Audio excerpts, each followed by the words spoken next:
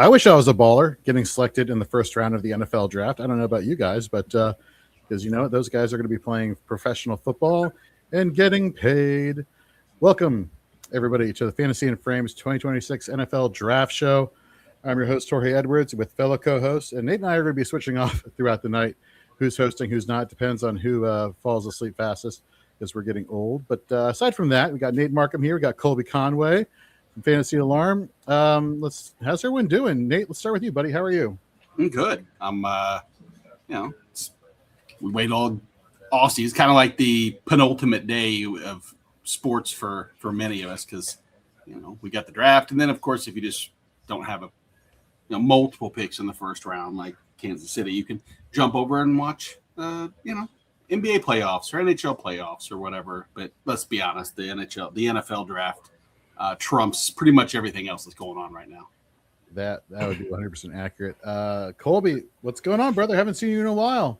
Can't complain, laying low, enjoying a little bit of baseball action here. And now, of course, we got the NFL draft, one of the best nights of the year. So I'm super excited. And, when Nick Caserio is your GM, I go into this NFL draft night with Texans picking at the back in the first round, knowing I could stay up very late past my bedtime just to see them trade out and have to wait till tomorrow. But only on this year, April 23rd, I'm willing to do that. So I'm looking forward to it. Best night of the year. Yeah, my wife was telling me whenever coworkers was like, yeah, this is my favorite day of the NFL year. I'm like, really? Even during like the actual NFL season? But people, it's a sign things are heating up. Real football is gonna happen sooner rather than later. The next big thing I think is schedule release whenever that happens in May. So this is exciting. Nate, the Chiefs picking at 9. I think the last time I remember them picking that early was at 10. Right, when they drafted Mahomes that year, when Trubisky went number 2, is that accurate? That's the last time they found themselves that early in the draft. That was because they traded up to get the 10, so it wasn't a standard top 10 pick. I said it last night. It's typically I follow the Colby Conway theory of stay up, wait till picks 28 through 32, watch them trade out, and go, that's great because I'll not miss tomorrow, but I'm not as readily available as I am tonight to wait, with bated breath. But it's the first time in a while where we've had off-season moves, the Chiefs, that is, like an actual impact offensive player, where now I don't have to be disappointed that they didn't jump up to get Bowers or any of the top playmakers. They still might get a receiver at 29, but it's kind of nice to see foundational picks and not be bored out of my mind with going, Cassius Howe, or whatever I mean, that's what I get what you're saying, but just Cassius Howe had to take the bullets right there. That's who my mock draft last night at 29 was. Oh, okay. Well, he's actually really good. Okay, that makes sense. Yeah. Speaking of the mock draft episode we did on Fourth and Frames last night, Drew brought up a really good point of wouldn't it be cool if Eli Stowers went to the Chiefs and was Travis Kelce's heir apparent? Colby, would that be cool? Would you think so? No, not one bit. No, it wouldn't be cool. I want to see the Chiefs draft what do the Chiefs have? 9. I know they 9 and 20. So 29, I'd like to see them draft the corner that turns out to be shitty. That'd be really cool. And then at 9, take some guy that's not going to benefit them well. No, it would not be cool if Eli Stowers goes to Kansas City, because I wouldn't mind seeing Eli Stowers on another particular team who happens to be in the AFC South and should win the division and win a playoff game or two if their quarterback can get his head out of his own. You know what? Yeah, I was going to say Ty Simpson, number 28, Houston Texans. Goodbye, CJ Stroud. If Ty Simpson goes at 28, it's because Houston is traded back, and I will be going to sleep for the evening. Gotta love it. Go ahead. I don't know how confident you have to put how many units are you betting that there's more than one quarterback drafted in the first round? And I mean, the obvious answer or scenario is that another team jumps into the end of the first to get that extra year of, eligibility or whatever you want to refer to it as. But how confident are you, Colby? More than Dude, ESPN is shoving Ty Simpson in our face. Like See? it's almost like he has to go in the first round, or else like I don't even if Mel Kiper's even doing the draft coverage this year, or someone else is gonna have like a heart attack, have a conniption over there that doesn't get drafted. Or doesn't get drafted tonight, I should say. I mean, the only thing is, if you realistically look at it, none of the teams that are actually drafting at the back end of the first are taking the quarterback. So who are the chances to move? Who are the teams that move up to do it? Jets, Cardinals. Do the Steelers make a giant move? That'd be a massive move to get from like middle-ish of the second if they have that pick into the first. If the Steelers maybe trade back and do it in the first, I just don't know many realistic landing spots for Simpson, especially once the Rams traded that pick to Kansas City. If the Rams could have potentially done it, I still don't think they are. I think McVay said that they think that they can get another year or a couple years out of Stafford, so they weren't really going to look at Simpson anyway. But there's really only 2 or 3 realistic spots for Simpson, it seems like, for a team to trade back into the first. Would it be the most ridiculous thing after hearing a little bit of rumor that a specific quarterback out of the University of Miami with the Miami Dolphins picking 30 if Carson Beck had found his name sneaking into the end of the first? The only reason I say it is because I saw rumors that was it Ian Rappaport or I don't want to slander poor Rappaport's name, but whoever it was mentioned Carson Beck as being an option. Probably just to throw names and if a team gets crazy. But Miami, I don't think Malik Willis is the long-term answer, of course, but that would be an interesting. If Carson Beck gets drafted in the first round, I want a camera in every war room because I want the recreation of Snead and McVay dogging the Patriots for the Cole Strange pick. That's what I want to get. That would be. I'm trying to think of the right word to encapsulate how asinine it would be for him to get drafted in the first round, and maybe that's just the word to do it. Yeah, it's not exactly a slam dunk. Jorge, we said this last night. After one, it really kind of hits I wouldn't be shocked by 3 to 4 different names to pretty much every team for the rest of the draft. And I know we can do that every year. Like, it could be this or that. But my God, there could be, answer this for me, more trades that are small little move up to get the one guy out of the garbage pile, or will there be no trades because nobody is worth giving up draft capital? The thing with trades, everyone loves to predict them. I've entered a bunch of mock draft contests, and you always do a bunch of trades, but it does take 2 to tango. Like Jorge can want something of mine, but if I don't want anything of his, we're not making a deal.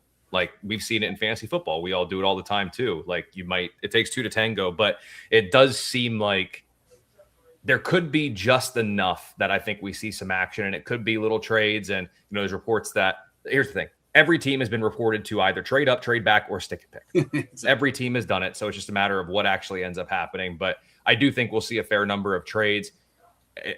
What's the big one that we could see? Like, do the Rams get aggressive and try to move up 6, 7, 8 spots? Do the Texans try to go from 28 to maybe 17 if there's a run on linemen or in the trenches, or maybe they like Kenyon Sadiq, which I don't know if they do? Or does another team try to move up to get Sadiq if he falls a little bit? So I think we'll see some trades. I'm curious what the biggest jump is going to be for a trade. And who knows? Maybe it is like 33 to 28 for Ty Simpson, and that's it. Got Sean in the chat saying, as a Lily Dolphins fan, I do not want Carson back. Well, the thing is, the Dolphins are like 72 picks, so there's a chance that they might actually come out of this with them just by sheer abundance of draft I guess by default, best player on the board, right? Yep. Which it's gotten horrible if that is the case there. So, yep. Although I'm curious what Keith Fleming will say, the Georgia Bulldog resident in the fantasy football space. Seeing Carson Beck play at Georgia for so many years and wondering, I wonder what his opinion would be. I don't think it'd be too far from what you just said, Colby. I was just about to say, I wish we get a camera in the Fleming household when the Falcons are on the clock. But that's right. So I want to bring that up and kind of touch on this topic kind of gently. So I don't know if you guys saw the report today, but James Pierce, apparently going to be a second-year player in the NFL. Basically, all the domestic issues that he had, whether it was stalking his girlfriend or like ramming his car into his girlfriend's car and then beating up police officers in LA. Allegedly. No, there was like a camera and there was footage that was shown of this. As long as I take the Dave Chappelle, unless my auntie is got the camcorder and she's playing with R. Kelly, and no, exactly. There's no allegedly needed for that. Exactly. No. Okay. Well, fine. We'll take that away. Allegedly. You know what? You know what the NFL? You know what the Justice Department? You know what the law system of the country said? Nah, that's okay. You can do all that. You just got to go to a treatment program and stay out of trouble, and you won't face any jail time. And I'm just like, wow. Like what needs to be done, to this point. Now the NFL certainly probably suspend him when we would hope, right? But let's say he doesn't get suspended, which, let's be honest, is not outside their own possibility. Let's go back to that draft pick trade last year. Is it still, if James Pierce plays next year and doesn't face any suspension or whatnot, are we going back to saying that was a good pick or a good trade for the Falcons? Given, or are you worried that he's going to goof up again and kind of cost them even bigger problems down the road, Nate? I mean, I can't see unless James Pierce turns in a few defensive player of the year, votes for some part in his career.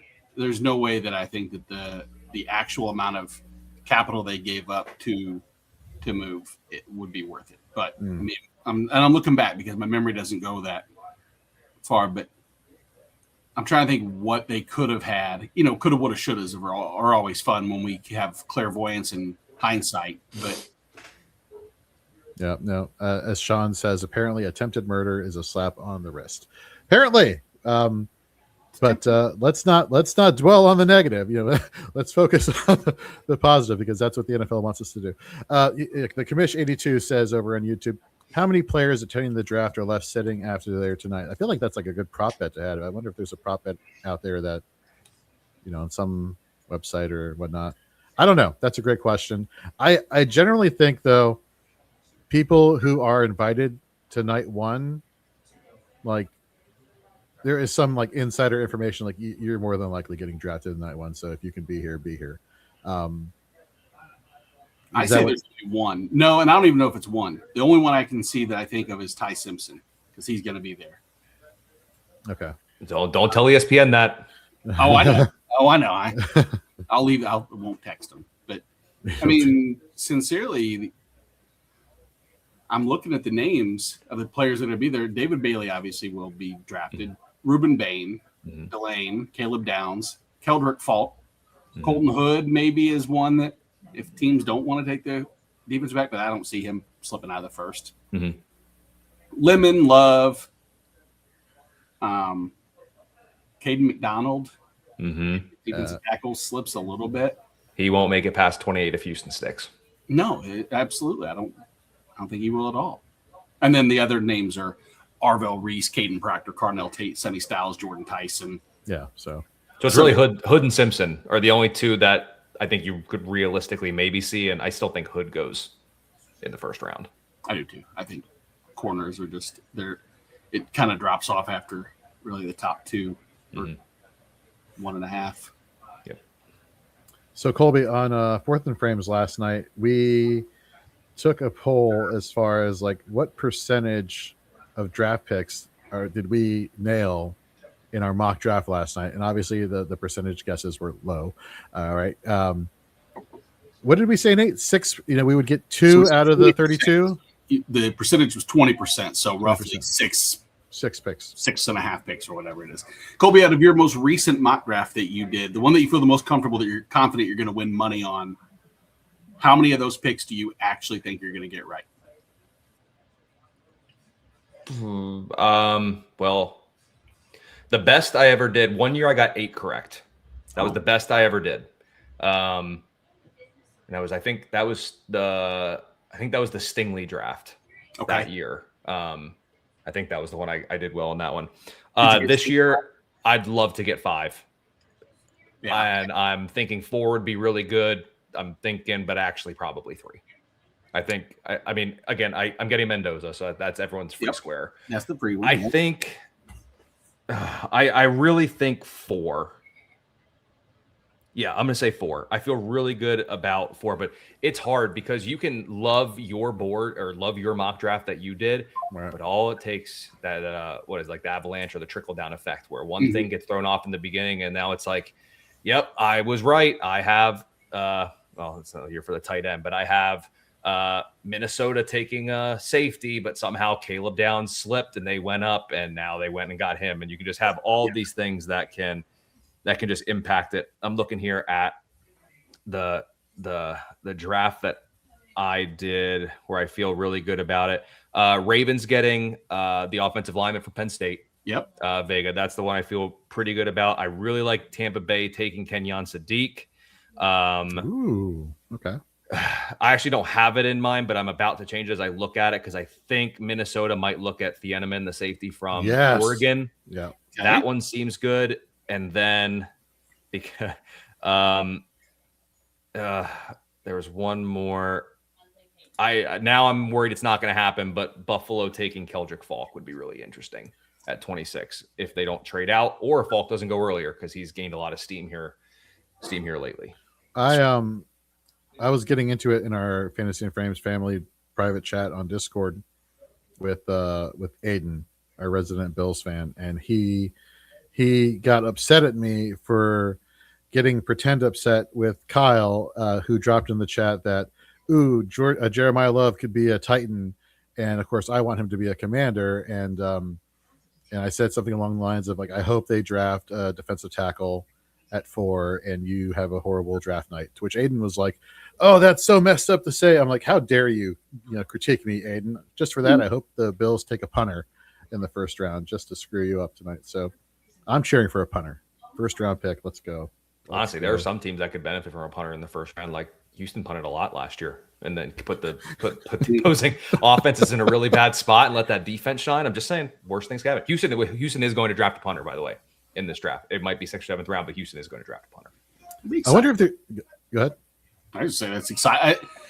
I like when they draft one of the like the kicker spot or the punter spot, because typically anything that you read about that specific individual, if they actually get drafted, is that they have the best leg of anybody in the past 5 years, and you get to watch them do 75-yard punts in the film that you watch on them real quick to see how this guy looks, and it's exciting. You get excited about a player like that. That's not to say you won't get excited about David Bailey or Arvell, Reese, or anybody else, but it's fun to get excited about a position that you don't normally kind of care about, to kind of put it rather bluntly. But like, man, you see that approach step? That was pretty darn good. That was smooth. There's a little swagger on that guy. Like, it's going to be so cool when he pins teams inside the 20 after the offense goes 3 and out and got sacked on second down. It's going to be awesome, dude. Look at the rotation on that ball as it's leaving his foot. Oh, did you see that drop? It was a knuckleball straight down. That thing had no spin, 0 RPMs. This guy.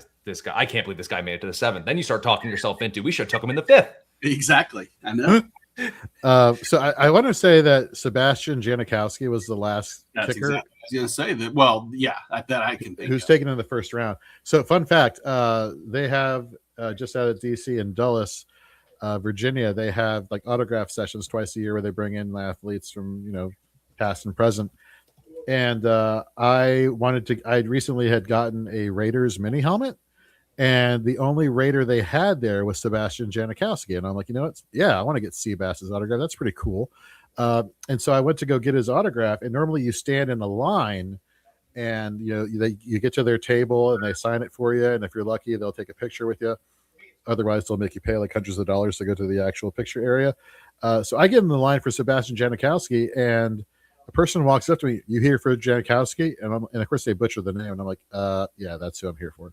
Follow us." And he didn't even get a table.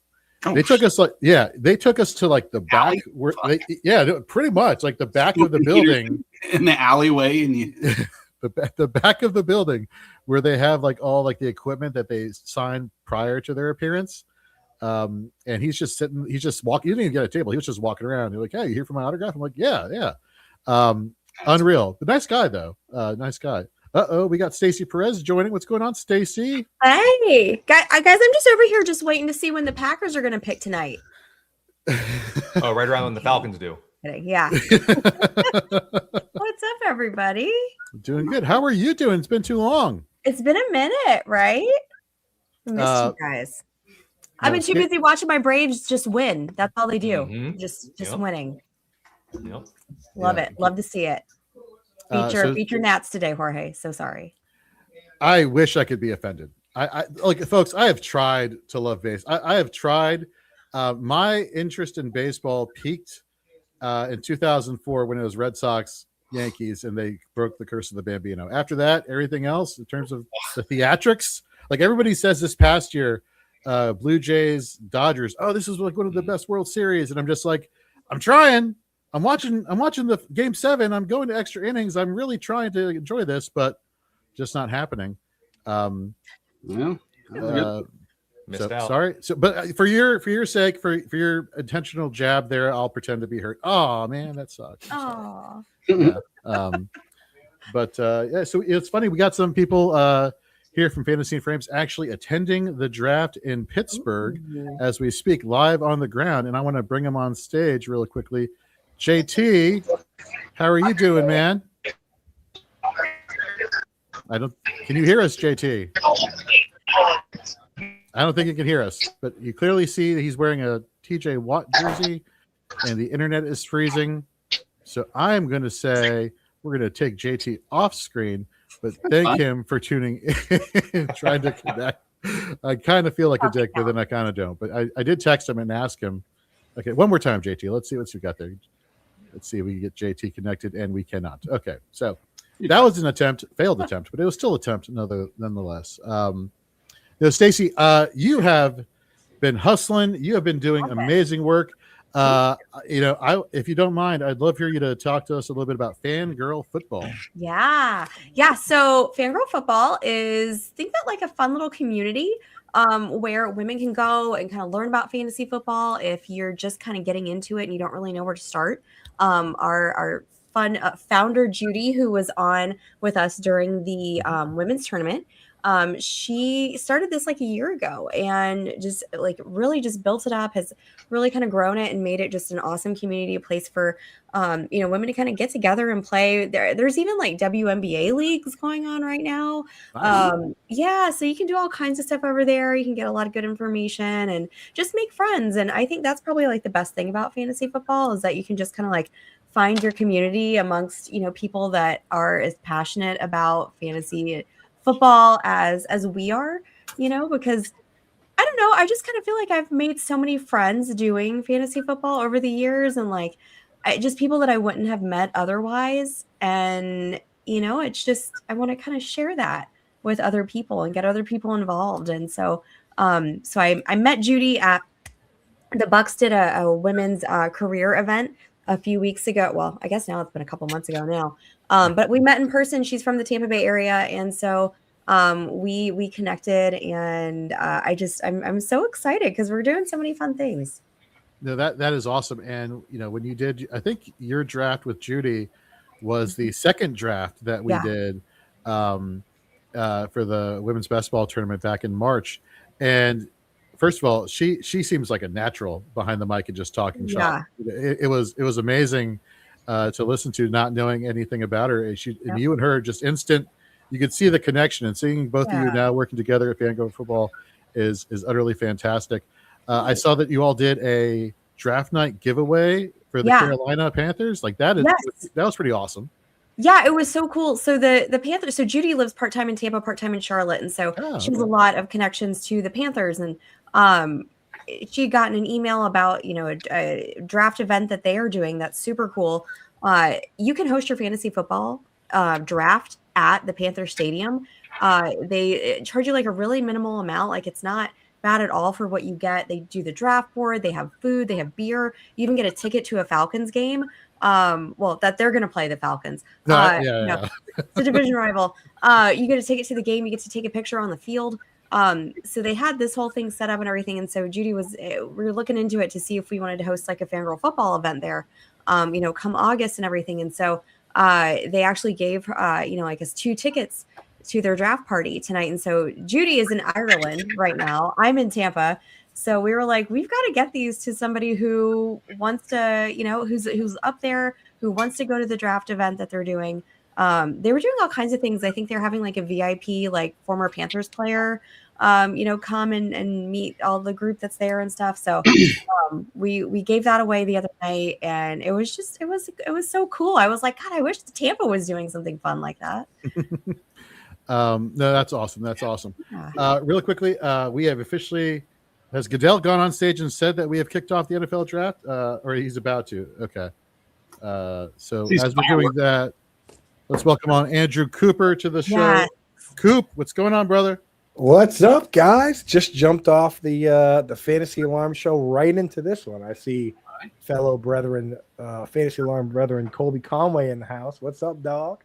Yeah, there you go. I got you guys trading out, dude. So I am right there with you. I'm actually gonna bounce off here. Not to knock his Coop's here. But I'm gonna head out because I gotta go do my annual yell at the TV because Goodell's coming out, and I'm gonna make sure I don't miss it. I gotta do my part. One You don't Fantasy want to do Alarm that on guy. air? Yeah. One Fantasy Alarm guy per show, so you do got it. Yep. We gotta fill quota. So hey, enjoy the draft, everyone. Have a good time. Bye. Later, brother. No, seriously. Thank you, Colby, for joining. Hollywood Titan, who will be joining us a little bit later. Coop, what's going on? What's up, dude? You got Hollywood on, dude? That's gonna Hollywood's coming on at 8:30, so that should be a good time when he. I know Nate, him and I, we used to do our IDP show together for a couple seasons, so it'll be good to see him again. But yeah, man, you were with us on Dynasty 365 last night with Aiden talking rookie tight end prospects, and we, that was a lot of fun. Just diving into the tight end class and kind of breaking down what our thoughts were in that. But appreciate you joining us for night 2. You just said you're coming off of the Fantasy Alarm show right into our studio. When was the last time you ate today? That is kind of worried about it, dude. After this, I'm also just going to run the Fantasy Alarm draft tracker on the website too. I'll find some time to have a snack along the way, but it's draft day, baby. That's what we're eating. We're eating good. Because this is our last oasis until really training camp, but in reality until September. This is our last big thing. I even wore my tight end university shirt for the occasion, but we got a lot of fantasy wishing to do for this first round, because I just want to preface this for those watching. First round draft capital, it means a lot, especially at certain positions. You look at quarterback, if your guy doesn't go in the first round, the hit rates plummet. I mean, think about how many quarterbacks are second round picks that start in the NFL right now. It's Jalen Hurts, Geno Smith, Tyler Shuck. That's it. So you got to get boosted up to the first round. You're hoping the Steelers take somebody, the Jets or the Cardinals trade back in.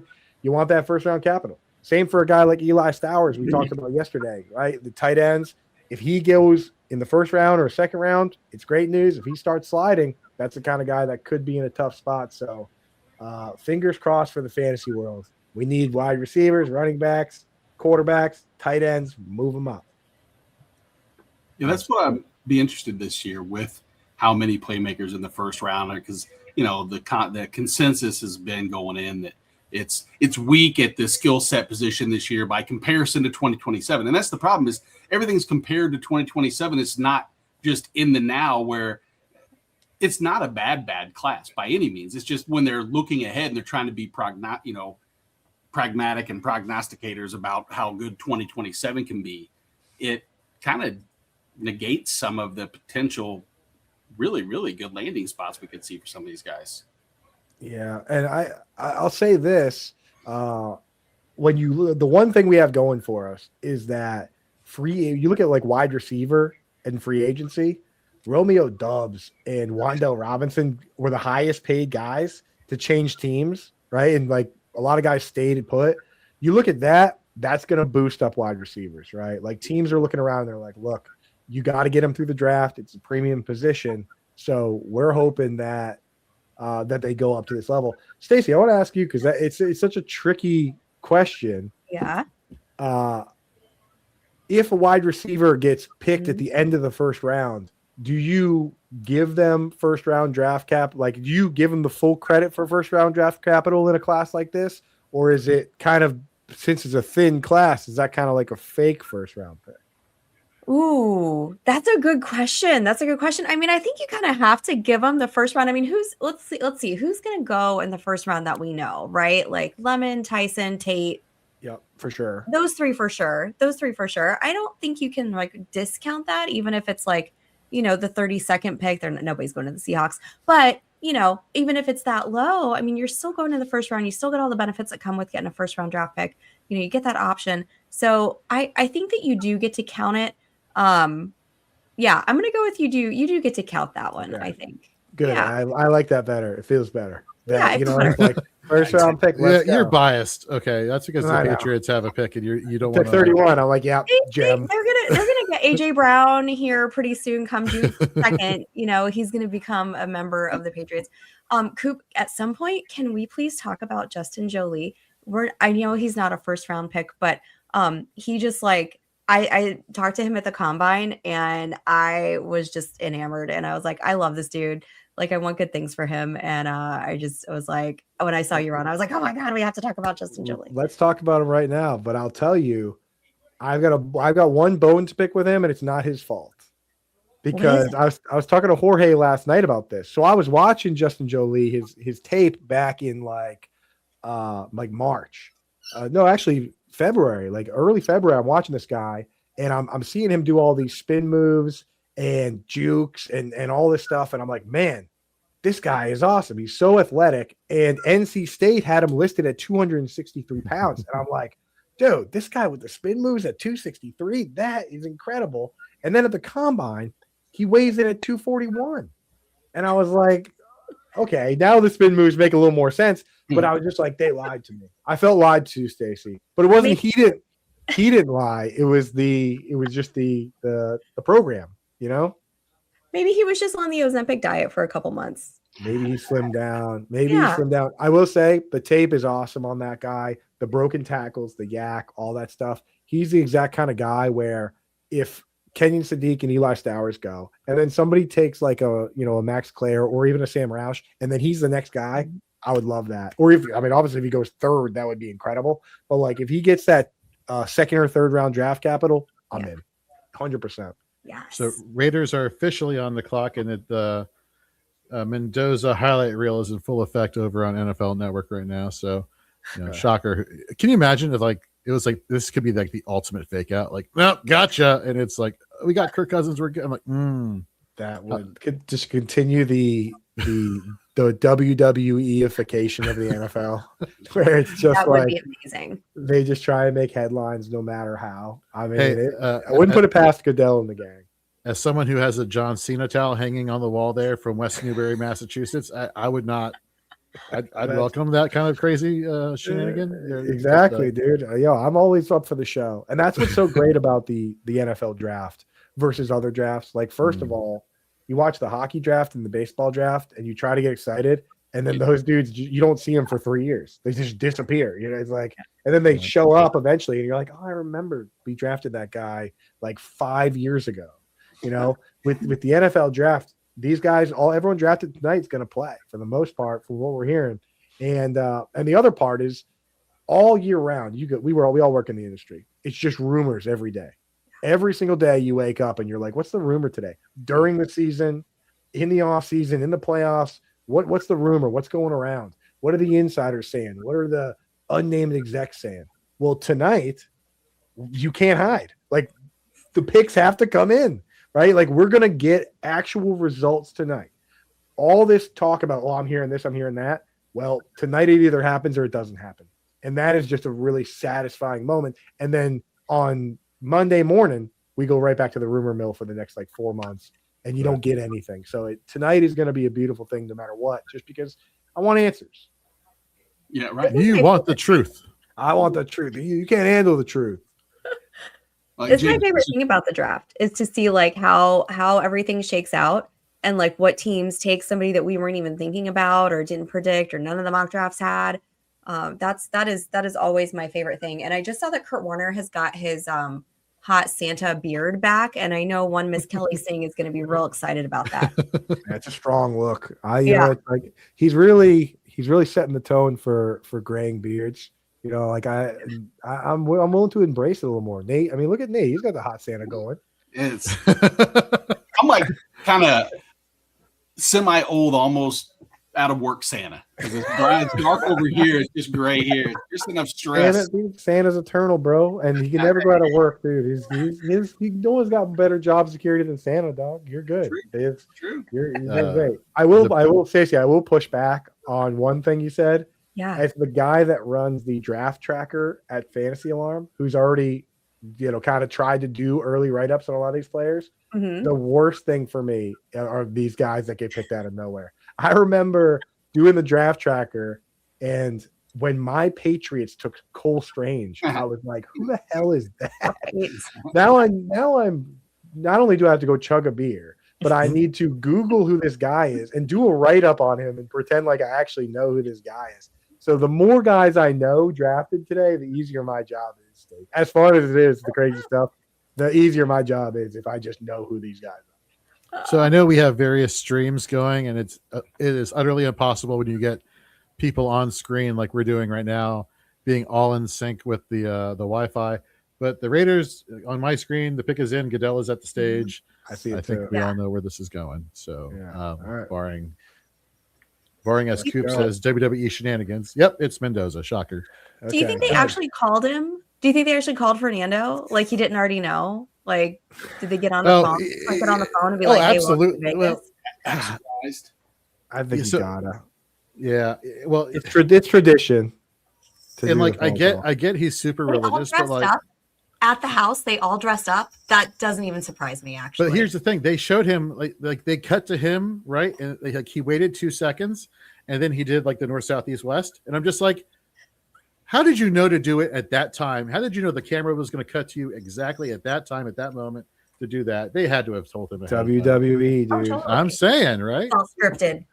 Yeah, I love it though. Good for him, man. Congratulations to him and his family. And I think it's the right pick. I think that, and I think they're doing it the right way by like, hey, you take the pressure, you bring in a vet, you take the pressure off a little bit. Like starting right away. It is kind of a recent phenomenon, right? Like Nate, you remember, dudes didn't used to start even the high end picks. The first one I really remember, like just getting the start right away and just being thrown into the fire was kind of Peyton Manning. And he set the all-time record for interceptions as a rookie. And I remember thinking that I was like, this is a bad idea. I was like, teams shouldn't do this. And then like there were a lot of teams that kind of held their quarterbacks back a little bit. And then now you're seeing it's like it's expected that you're supposed to just be awesome right away at the hardest position in the league at 22 years old or 21 sometimes. I mean, it's just what's crazy about the whole thing is that quarterbacks during the Peyton Manning era and before and in that general vicinity were much more prepared as far as like actual playbook and learning different schemes at the collegiate level, more so than just the run and shoot type offense that everybody's wanting to run now. And Peyton Manning was talking with Tom Brady, and him and Brady both think that the quarterbacks are less prepared than they've ever been in the past. And yet now is when they're getting thrown into, to the wolves. And I've been 50-50 on it. It's like, I want to see the guy start, but depends on who I guess you can learn from too. And speaking of Mendoza, is there a better mentor if he's going to try to learn under someone? I mean, those two they are pretty much 20 years separate of the same type of person as far as I think it's the most godly duo. Dude, they are shopping at Kohl's every Sunday after church. For sure. 100%. The Las Vegas Kohl's, I'm sure, has nobody but them there. So much Kohl's cash. Watch out. Yeah, it's absolutely flush with Kohl's. I want to see the Kirk Cousins Kohl's cash picture. That's awesome. Yeah. Oh my lord! Oh my goodness. Jets apparently stat here. Jets have not won a playoff game since 2010. Was that? Are we talking? That's not Rex Ryan. Rex Ryan had been gone at that point, right? Or am I imagining things? 2010. God, Jorge, don't let me think 15, 16 years ago. Is here. So I'm glad you said that because I forget who was it. They're like, yeah, I remember way back when it was some player from like Chase Claypool, I think somebody brought up. And I'm like, yeah, well, I remember, 2016 David Johnson, like it's yesterday. And I still think it's like yesterday. And it's like, no, that was almost 10 years ago, buddy. I'm just like, wow. you know. That was Coop. It was when they did. They beat. It was in 2011, the 2010 season. Mark Sanchez and company beat the Patriots in the divisional round.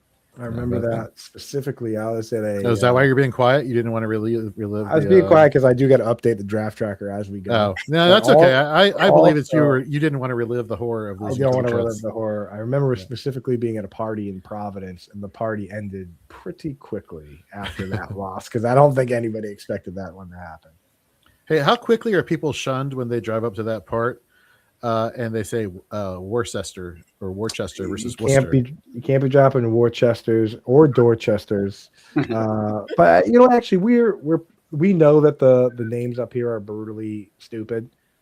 Between I moved from Waltham to Wrentham, and they're basically both spelled like the same. So we give people a pass for the first time through. So is Farmingham still Farmingham, or am I saying that incorrectly? Framingham? Framingham, yes. Framingham. You got that one right. You get some points, dude. The only reason I noticed because I would always in college every summer go up, spring break, drive up there because I would follow independent wrestling shows like Ring of Honor. They would do shows from they were based in Philadelphia, but sometimes they would go up to New England. And one of my buddies in college, he had graduated college at that time. He went to Providence for college, and so that's where my father went. Nice. Yeah, I think I'm wearing a PC Friars hat right now. Look at you. How about that? Do they still call it the Dunk up at the arena? The Dunk, baby. I used to go to those games all the time. We still do actually a decent amount to the and the Providence Bruins play there too. If you want to just see a fight every single game, so nice. Well, speaking of a fight every single game, David Bailey is going to give one for the Jets as he is the number 2 selected player there, who I think is obviously they think is the best edge rusher off the board. I tend to agree. He is absolutely phenomenal. Pressure rates up the wazoo, so can get to the quarterback. Lots of sacks last year. I think 14.5 led the college football. So just an amazing pick right there for defensive players and IDP managers out there. Pay attention to that one. I had David Bailey there, switched it to Arvell Reese in the last day. So chalk that up as a loss for me. Yeah, I went back and forth between the two. I can make a case, I think it's kind of splitting hairs as far as you have to get into the mind of the Jets war room and just determine. I'm sure they had them really, really close to each other and flip of a coin. Maybe they're looking, which is crazy because I thought Reese was, Jorge, maybe you can tell me, I figured he'd be more of a project than Bailey. And I figure for the Jets, everything should be a project considering there's nothing on the short-term horizon for success. But, maybe they're optimistic. That's a good thing. You know what? They're optimistic. And hats off to you, New York. Way to go. Well, the thing I gotta be right back. 1 second. I got a technical issue I got to deal with on our website. You're good. Yep. So one of the things when you're comparing Bailey to Reese is that Reese this year was categorized as a linebacker, right? And so I believe he got the Butkus. No, he was a semifinalist for the Butkus Award as a linebacker, but his tackling numbers were not great. His efficiency metrics were not great, but he did play a lot closer to the line of scrimmage. So he was utilized as both an off-ball linebacker and as an edge rusher. And you combine all those stats together, that's what kind of helped propel him in getting the accolades he did in 2025. So for IDP fantasy football, that's great. You want an edge rusher who has a high tackle floor if he's dual eligible to play the position as a defensive lineman. As just a person who's just lining up at off ball, little concerning. So he would need to land in a position with the team that has a creative play caller at defensive coordinator. Whereas Bailey, what you see is what you get. So I think the Jets kind of just wanted to go with the sure thing versus the need to kind of tailor a defense around a player when, at this point, the Jets need to get all the best players they can that can contribute right away. Now they're going to pick again for the 16th pick, I think, right? Mm-hmm. Yep. Yeah, they get that from the Colts that's from the Sauce Gardner trade. You're correct. Yep. Yeah. You think they're going to take another defensive player? Or do you think maybe they go with somebody to pair with Garrett Wilson? Man, I would not be shocked at a defensive player, but I at this point, I think they addressed defense with obviously they did with the second pick. Coop, when he comes back, was not very high on Mason Taylor, the tight end they drafted a few years ago. So he was making a rationale for every single tight end we were talking about, even like the worst prospect is like, but he could be coming from Mason Taylor's job. And I'm like, so maybe tight end is a position they address there, or, but that's a good point. They need somebody besides Garrett Wilson to begin on there. Sure. So that was a good call. Yeah, Mason Taylor fans probably did not enjoy yesterday's episode. But I will say the league is trending towards 2 tight end sets. You've got a lot of teams that use a inline tight end and a big slot tight end. Mason Taylor primarily played inline in college, and he played a lot of inline last year. And people will say, oh, yeah, Mason Taylor was a second-round pick. Well, so was Michael Mayer, right? You look at a lot of these teams, the teams that had David Njoku, teams that had Cole Kmet, that didn't stop them from drafting Harold Fannin or Colston Loveland. The Cardinals kind of did it in reverse. They drafted Trey McBride in the second round. They took Tip Ryman in the third round. Like, you're basically just trying to take the best available pass catcher. And if a lot of these wide receivers go off the board, Kenyon Sadiq could be the best available pass catcher there. And right now, you can place a bet on Kenyon Sadiq to the Jets at plus 2,000. It's like $5 to pay out 400. I sprinkled a little on it just in case. But again, they also have pick 33 and pick 44. So if they don't take a tight end there, that doesn't mean that Mason Taylor's out of the woods. And also from Mason Taylor's standpoint, the vast majority of fantasy relevant tight ends are top 2 targets on the team. This team has Garrett Wilson under contract until he's 30. If they draft a high-end wide receiver in this draft, say they take Omar Cooper Jr., what does that do to Mason Taylor if they have a guy who's under contract for the next 5 years, also through 2030? That was why Taylor, for me, was a big sell coming into the draft. I just think there's too many ways for him to kind of step on landmines here. God, that sounds so odd, and to hear the word 2030 as like an actual year. Oh, dude, it makes you feel so old. It makes you feel like, it seems like an impossible date, but it's in like 4 years, Yeah, legitimately. It makes me sad for Garrett Wilson. Seems like a made up date. Yeah, it makes me very sad for Garrett Wilson. It's interesting to think of what if the Jets. So a lot of talk about the Jets, moving back into the first, to the Ty Simpson talk for the teams needed if they want that extra year. And if you're at 16 and you have a lot of needs, is the thought process that if you want a player like Sadiq and you want Simpson to trade down into the bottom, try to acquire some, earlier mid-second round and then package it? It seems like a lot of moving pieces, but I don't know if I'd be shocked if they move down, if they're not sold on Cooper or they want to be able to acquire more draft capital. But is there a player that, someone's going to jump up and give up enough to move up in this draft? Yeah, I think with the quarterback situation, I think you got to – I feel like these teams, a lot of them did a ton of research on whether or not the Steelers would take a quarterback at 21 because they're the one team I feel like that could take a quarterback. A lot of teams are kind of set at quarterback. So teams like the Jets and Cardinals who pick at 33 and 34 next round, they can trade back in pretty easy like you're suggesting. I don't know. Stacy, Jorge, could you see? Oh my God! Okay, Yeah. So the Cardinals just picked, for those watching, Jeremiyah Love, running back, Notre Dame. A lot of steam. Oh, wow! That's All right, Kyle. Yeah, Kyle. R.I.P. Jeremiah Love. Well, you know what? Seriously, like they only brought in like a bazillion running backs in free agency. Yeah. Plus got Tyler Algier and still have James Conner. So yeah, let's throw another one into the mix here. That's fantastic. So yeah, that's I think Trey Benson now buried under the floorboards officially. Yeah. Wow, did not see that coming. That's a shocker right there. I will admit, all the smoke that was there for it, I thought was posturing. I really did. I thought that was their way of trying to get someone to jump up, them to acquire a couple more picks and do so. I didn't think they were actually going to physically make the move. You can never tell a team that they're crazy for taking quite possibly, the best player in the draft in a specific position.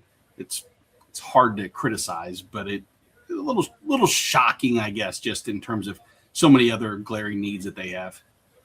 They've spent so much draft capital on the offense in recent years. But last year they did finally do a little defense. But I mean, Marvin Harrison, first round pick. Trey Benson was a second running back drafted.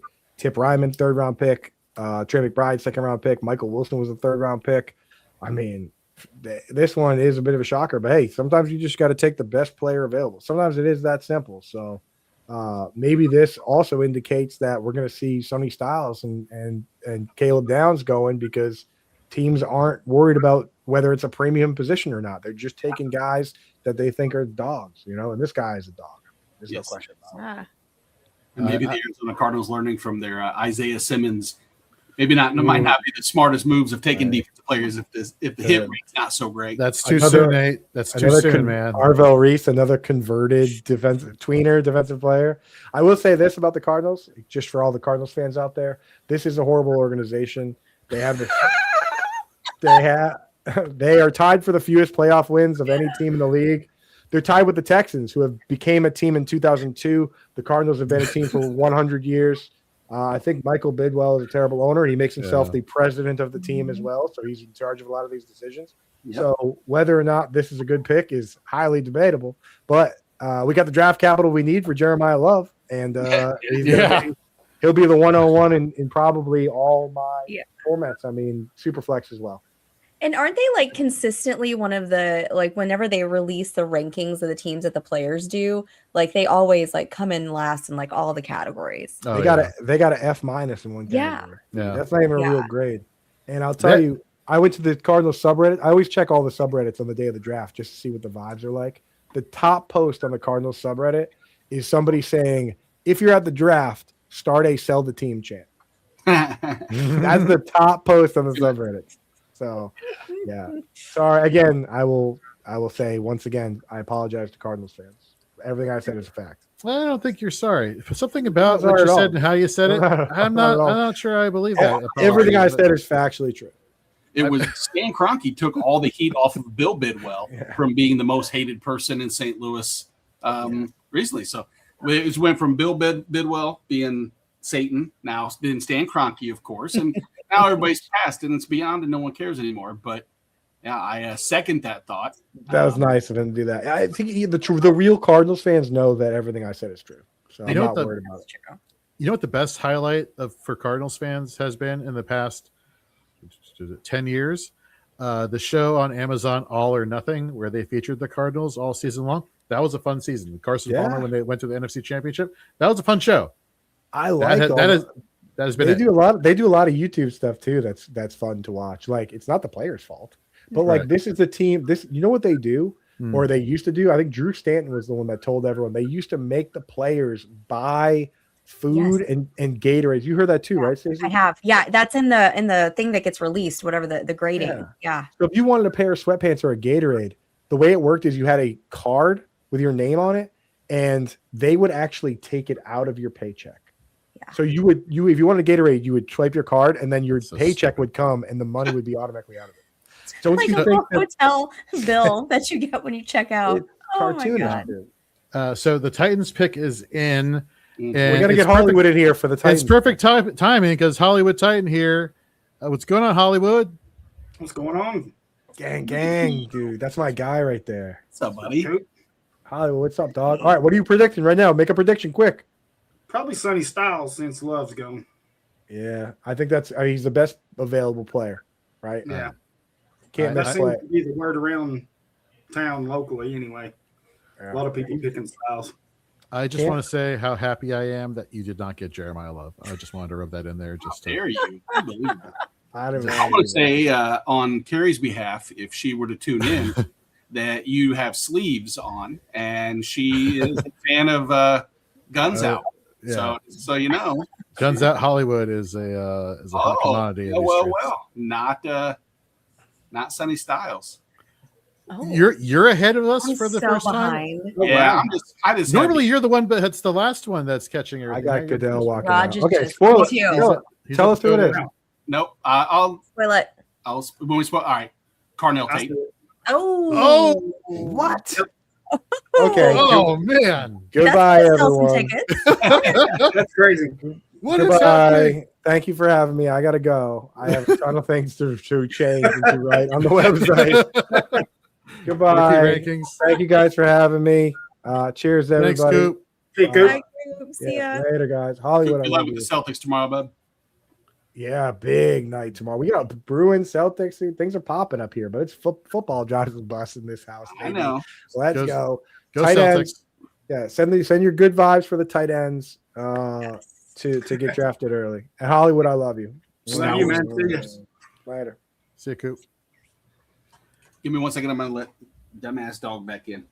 Okay. Dumbass Well, dog back while in. we're waiting for dumbass to I've come had back to in. confiscate all of mine's squeaky toys, and like they're just in a pile sitting right here next to me because he keeps bringing me more and more of them.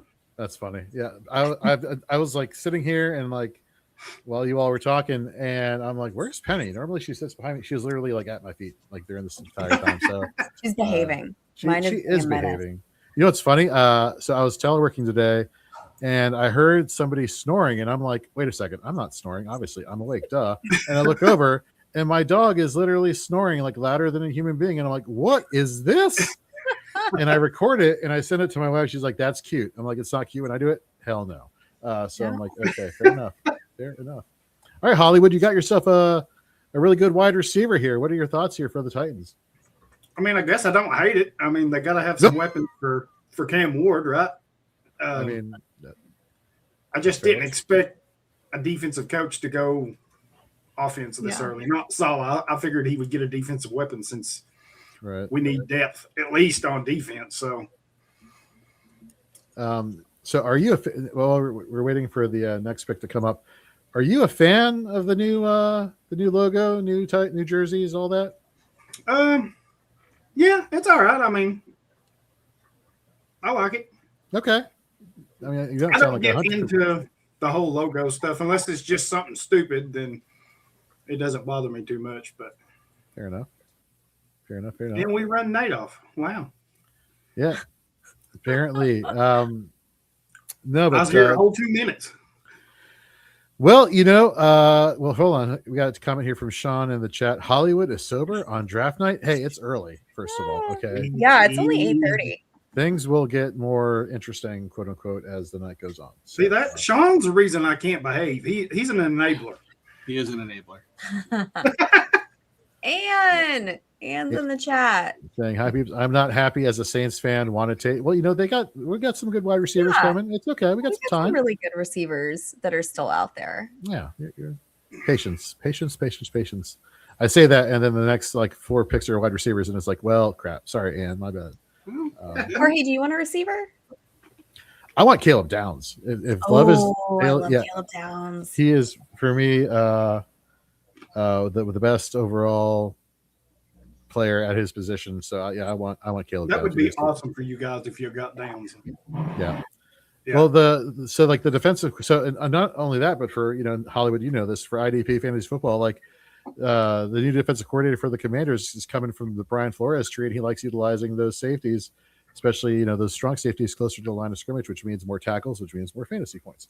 Right. So yeah, I would very much want Caleb Downs to be there, and it's also interesting that the Commanders want to focus on improving coverage, right? So they bring in Leo Chenal, who's also a great coverage linebacker. So it's almost like they're ignoring pure off ball, which either tells me they're either going to want to bring Bobby Wagner back or draft another pure inside linebacker. But we got several picks between now and then. We got the Giants, Browns, and the Commanders at 107. And the Giants pick is in. Okay, well, wow, things are flying. Things are moving along. They're moving along. Shortest draft night. We won't even have a chance to Get crazy. No, you're right. Yeah. Well, let's challenge accepted. I've missed you, Hollywood. Yeah. I've missed you guys. Do you miss the fact that I got you banned on Twitter once for antagonizing you over Taylor Swift? No, I still owe you for that. And do not get that started again. We had a whole shake it off segment for crying out loud. Oh yeah. As we should. Yeah, it's pretty awesome. Stacey, don't encourage these guys. I'm sad that I missed the Shake It Off segment. Oh yeah, it was on Shoot the Gap. It just for good recall, Nate. I totally forgot about that. Someone just texted me that the Chiefs and the Browns traded. Oh, I have not seen I haven't anything. seen that. I So haven't either. if that's the case, I will be thrilled if it's one of. I'll take two.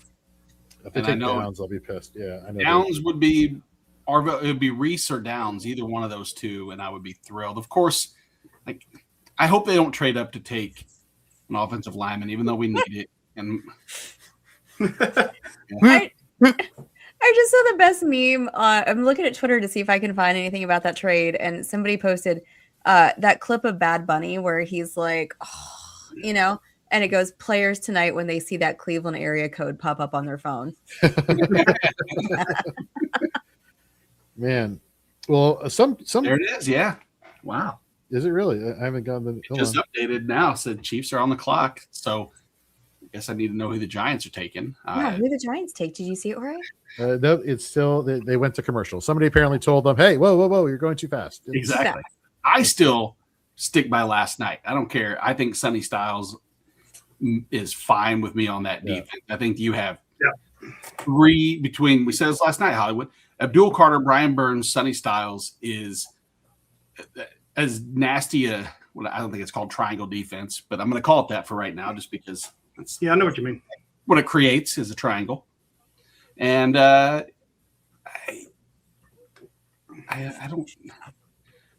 don't know what the Chiefs are going to do. I'm sorry, I'm getting ahead of myself. Excited, man. I want to know what they give up. If it's 29 or if it's 40.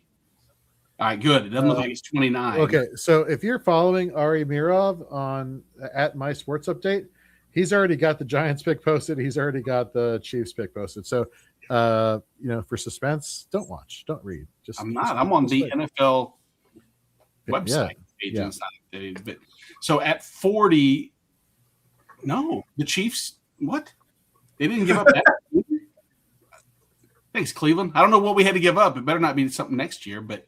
It doesn't look like it's the 40th pick or the 29th pick. So I guess they'll announce that here shortly and let us know what it is. Patrick Mahomes to Cleveland. Yeah, exactly. How about the Giants getting a 10th round pick for Dexter Lawrence? That shocked me. That was insane. That pick, let alone just a 1-for-1 swap. All right, let's see who the Giants take here. They take. Oh wait, no, they're introducing the family of Army Major Paul C. Volke. Hopefully, I'm not mispronouncing the name.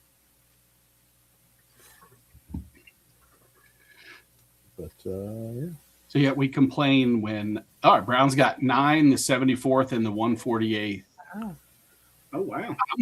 Fine. Okay. Hey, I mean, that's fine with me. There was the talk for them to move up into the pick, 3 or 4 with Arizona and Tennessee. The projection was to give up picks 9 and 40. Oh no, the Giants took Arvell Reese. Yes, they did.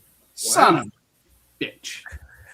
Well, tell us how you really feel, Nate. Let us. I really wanted Arvell Reese, but I'm guessing you needed an edge rusher. I mean, Sonny Styles is still there. I know we have Nick Bolton, so we really don't need. I would take him still. Don't get me wrong. You can't rely on Chris Jones to do everything along that defensive line forever. Eventually, you're going to need somebody to take some. I know.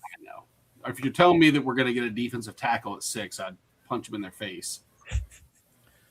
At least you're not punching me in the face for telling you that they're going to take a defensive tackle at 6. So that works out nicely. So I guess this means it's over for Kayvon Thibodeau, who they've been trying to trade. Yeah, you would think so, right? Yeah, because you've got Carter and Burns, so I don't know why you would need Thibodeau and Reese. Yeah, I don't know what's going on here. You would think that the Chiefs may want to give Patrick Mahomes some more weapons, Right. On offense. That I hear that's an important thing to do as well. So Overrated. I guess if you could win with what they've had, over the course of their careers or his career, they don't need a wide receiver. No.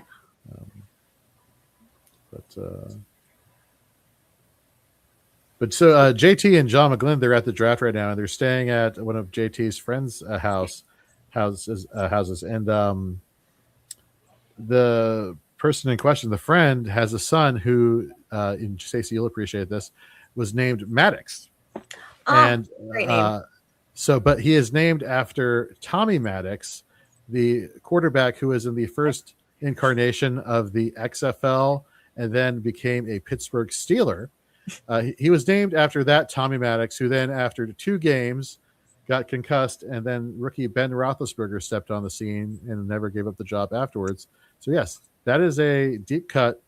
JT staying at a place where the person's son is named after Tommy Maddox. I think I would just tell people I'm named after Greg Maddox because that's it's more famous of the Maddoxes. Well, I was thinking last time, I was like, I'd probably lie. Like, yeah, exactly. I would just tell them. Different, of course. Yeah. But, who cares? My parents were stupid. They didn't know better. Somebody I know does have. Who is it that there's not somebody I know. I don't know this person, but it's a baseball player whose kid. Is it Freddie Freeman, whose son's name is Maddox? He's got Charlie, and then the 2 little ones.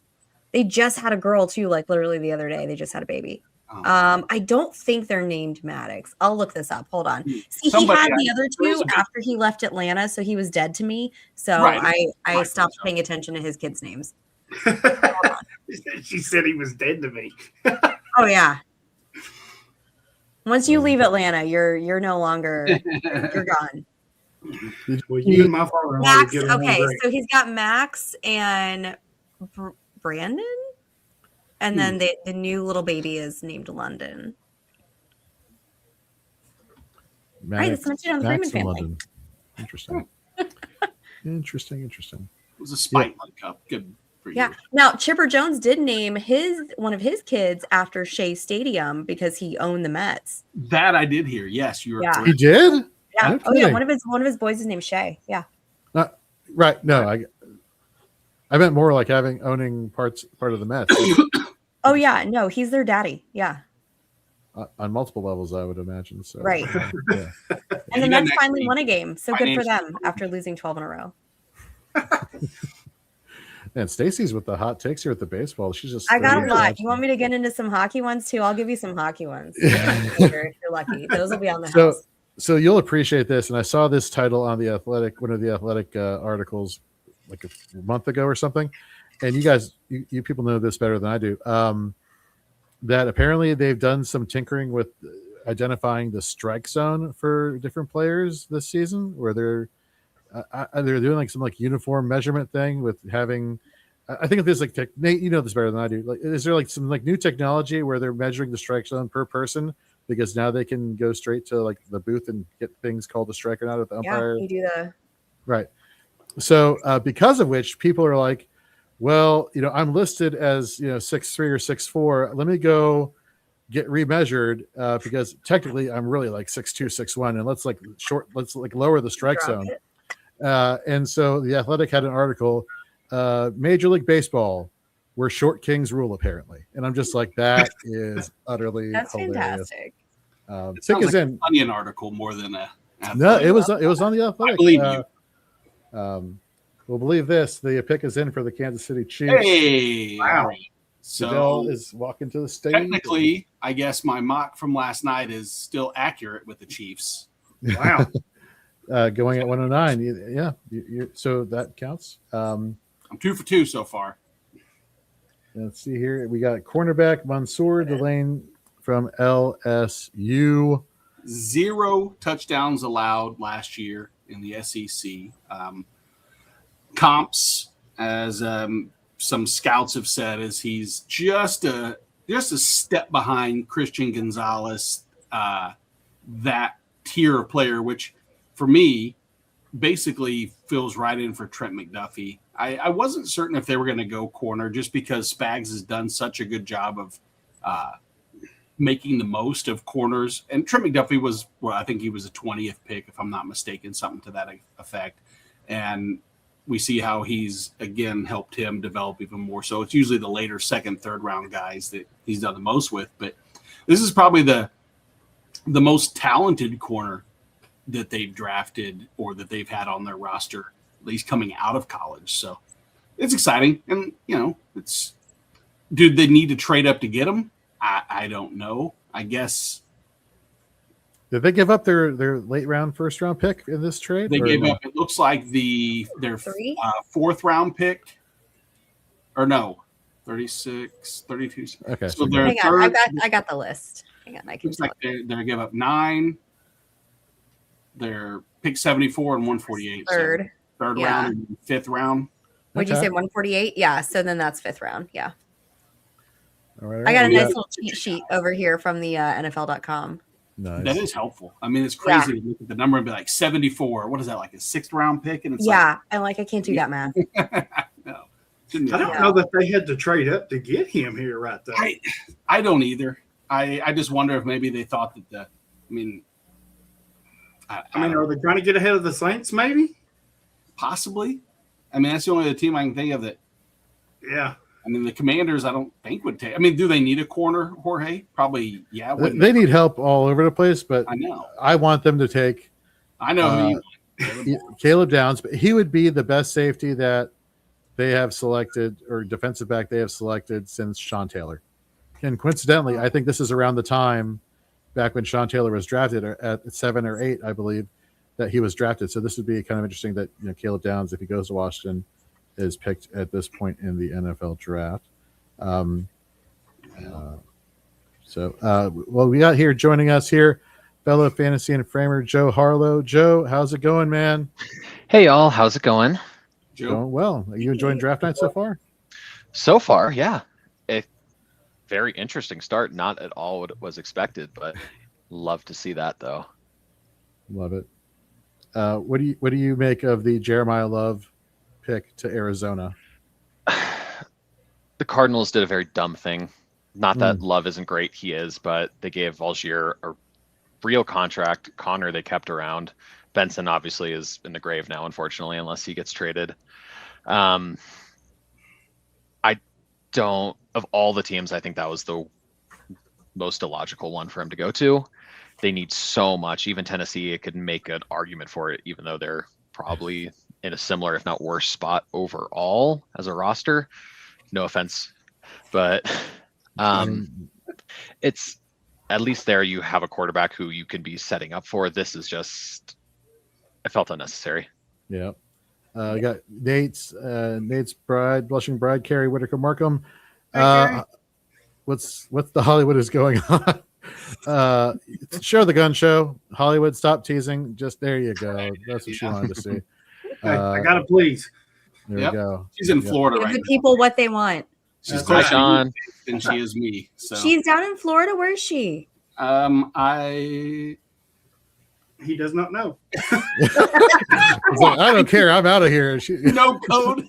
She put an air tag on her. Where'd she go? Air tag. She went to visit. Today was a travel day to go see her mother-in-law, and that is in the Tampa area, so probably really close to Where you. I am. Gary, text Dang. me. Where are you, girl? Like, let's do lunch or something. Come on.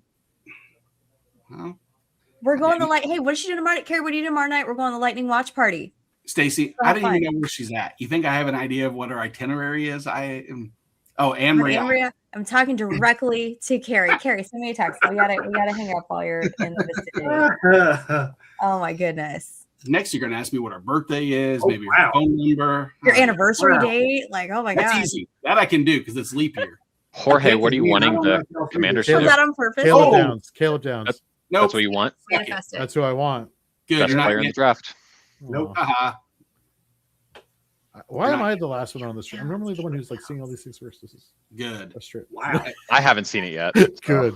I love it. Okay. All right. Sonny Styles, linebacker. Yeah. You know what? That kind of tells you what they think of Bobby Wagner, whether or not he's going to be coming back, which is funny. They just had the Walter Payton Man of the Year logo behind that, which he was this year. But Wagner's been bad on the field for 4 years. Like, yeah, even his last Seahawks stint, his time with Right. the Rams is really the last time he was even average. Like, he puts up a lot of IDP numbers, but this is better for the Commanders. For sure. So man. It's a good consolation prize for you, Jorge. I mean, it's not horrible, right? I mean, he is No, like I one don't of the at all. top I would be defenders in thrilled the about NFL. this. Or down, no, he was 7th on my overall big board, for what that's worth, which right. I went 150 deep this year because I'm crazy. But That's crazy. yeah, he's So, 7 on there for me. So Gotta play the Joe, Godfather music as Hi. he's wrapping up. Joe's going to be doing some rapid reactions for us over at fantasyandframes.com, putting out that article early next week or over the weekend. I'm going to try to get that done tonight. So okay, well, Nice. love it. yeah. And with that, I'm going to have a little NFL and fantasy spin on that. So There we go. stay a little on brand there. And Joe also So- does our plays and fades at IDP week in and week out during the season. Just tremendous job. So to hijack a tittle bit, since we're three of our fellas here have had their team pick so far. Stacey, I'm not sure who you're a fan of, so maybe 4. But Nope, not yet. not yet. We got Who to are you? wait a whole nother day for my team to go. Gotcha. Packers. Yep. Yep. Packers. Nice. Well, how are you three feeling about the picks so far? Hollywood. I'm okay with it. I mean, they need weapons for Cam Ward, so I didn't expect him to go this early because I thought they would. If it wasn't Love, I thought they would take Sonny Styles. But Well, you know what you like about Styles is that not only can he play off ball, but he can drop into coverage as well. Right. So he can do a lot of things on the field. So you got to love the versatility there. And he's still young. I mean, he struggled in man even as time as a safety, but like he's so young. It's whatever. He's a freak. I get it. But in terms of like how this affects the Commanders this season, I wanted them to go an offensive skill position because if they got a top wide receiver, it's like good. Jaden Daniels is going to throw the ball more to the receivers with McLaurin and whoever that receiver would have been. And they got Jeremiah Love. It's like, okay, they can take the ball out of Jaden Daniels' hands of having to actually run the ball. And they could give it to like Jeremiah Love as the running back. They go defense and they continue the trend that they've had in the offseason free agency. It's like, okay, well, we're not going to be upgrading your running back situation. We're not going to be upgrading you to a top tier wide receiver. So Jaden Daniels, keep on running, which is like, okay, great. So now you're going to like decrease the shelf life even more going forward. So I get, defense wins championships, and that makes total sense. But as far as what that does for Jaden Daniels, assuming they don't make a trade up for something or, hit a home run late in the draft, I'm a little bit concerned going forward. That's fair. I get it. I think it's a good pick for the Commanders. Football wise, as long as they're able to protect Jaden, Right. They have to have something talking for another wide receiver somewhere. But or there's a lot of really good tight ends. Maybe day 3 they grab a Max Clare, Eli Raridan. I like Redraft. I like him a lot. He's good. For Notre Dame, yeah. He's good. Ended as my tight end 3. Well, you think with the signing of Chigakonkwo that they still would go tight end, or do you think what are your Chig's thoughts? a different sort of player. I think with Blau, that's the OC now, right? Yep. Yeah. Yep. Who's with the Johnson ties and all that. I think he's going to use 12, 13 more. Sanat's a fullback or more of a YH back. So I think they need another all-around tight end. Chig's kind of in that mold as well. The move, they need a real Y sort of player who can do a little bit of everything. Got the Saints pick coming up soon. Oh, the Saints Really pick is are in. We're they? just waiting. Jesus, this is flying. It's going wild. Our boy Kyle post on Twitter. Oh yes, let me find Tyler that. Algier just got Bijan again. Poor guy. That's part of my thing with that too, is like, it's not, I've never loved Algier, but Connor, Benson, it's a good enough backfield to be competent that it's weird. It's weird. I am begging Kyle to Maybe come not on the that stream and get his opinion because Hollywood, you would get another Titans fan on screen. Sweet. I mean, You know what I'm hoping for? I'm hoping for like a Keith Fleming type rant, a la Bijan back in the day. That would be. I wonder if Kyle can just like summon his inner Keith and just let it out. It's funny. So I called him earlier today, and I was talking with him, and I'm like, I hope nothing but bad things happen to the Titans if you all take Jeremiah Love. I was being a good sport about things, and he said, "Who knows, Jorge? Maybe if they don't take Jeremiah Love, I'll come on the stream and go full Keith Fleming." So it's funny that you just mentioned that because Kyle, you don't see get rattled, except for last week when the Orlando Magic lost on the night we were doing doing fourth and frames. So Kyle, I know you're watching. I know you just got my text message. It says red receipt, so I know you actually read it. So get on the damn stream. You don't need a code. You know how to get in here. Let's hear you go off with not getting Jeremiyah love. Oh, God, the internet is so good right now. I don't know if you guys are like scrolling through things, but it is A+ right now. Yeah, my Twitter sucks now after getting hacked. Considering, oh yeah, I don't have any friends anymore. Sorry, that sounds horrible. No, you have friends. Everybody needs to go follow Nate at Nate Markham 11. Go follow him right now. No, don't do watching it. the stream. I'll just follow, Adam Schefter and Gatorade. That's my time.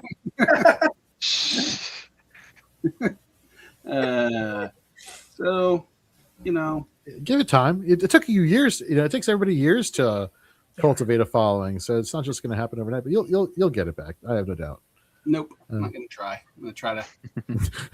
That way, no one can get any of my fantasy information and come draft. It'll be a secret and have the competitive edge over people. So, good one, Sean. Yeah, Sean in the chat. Everything is sunny in Washington. There you go. Hollywood, that's your guy, by the way, who just pulled out that pun right there. What are your thoughts on it? A for effort, or was that actually a really good one he just did? No, I actually like it. He did pretty good on that one. All right. I mean, Sean. Sean, this is your first ever compliment from Hollywood, so enjoy it because it rarely happens. Yeah, don't let that go to your head. That's asking a lot. Damn, Joe jumping on and just firing shots. I love it. Oh, I love Sean. He knows it. Now I have a cat.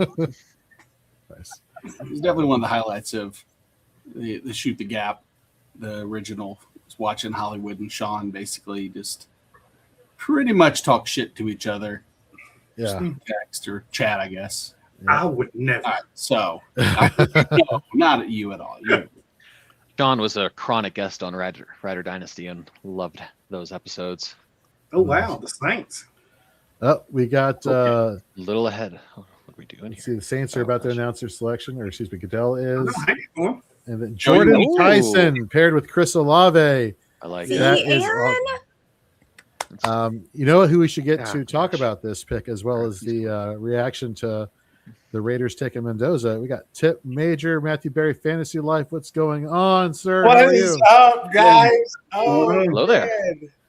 What's going on? Look, I gotta represent, man. Look, all day, Raiders all day. You see up there? You I that see it. jersey? I see Okay. it. All I right, see it. I think Jorge, I think you're actually a closet Raiders fan, bro. Come on out and say it, brother. I do talk a lot of crap about it to you. So, so fun fact: I went to Vegas a couple years ago to see, ironically, Stacy and Nate, who were in Vegas for drafts, and I went on the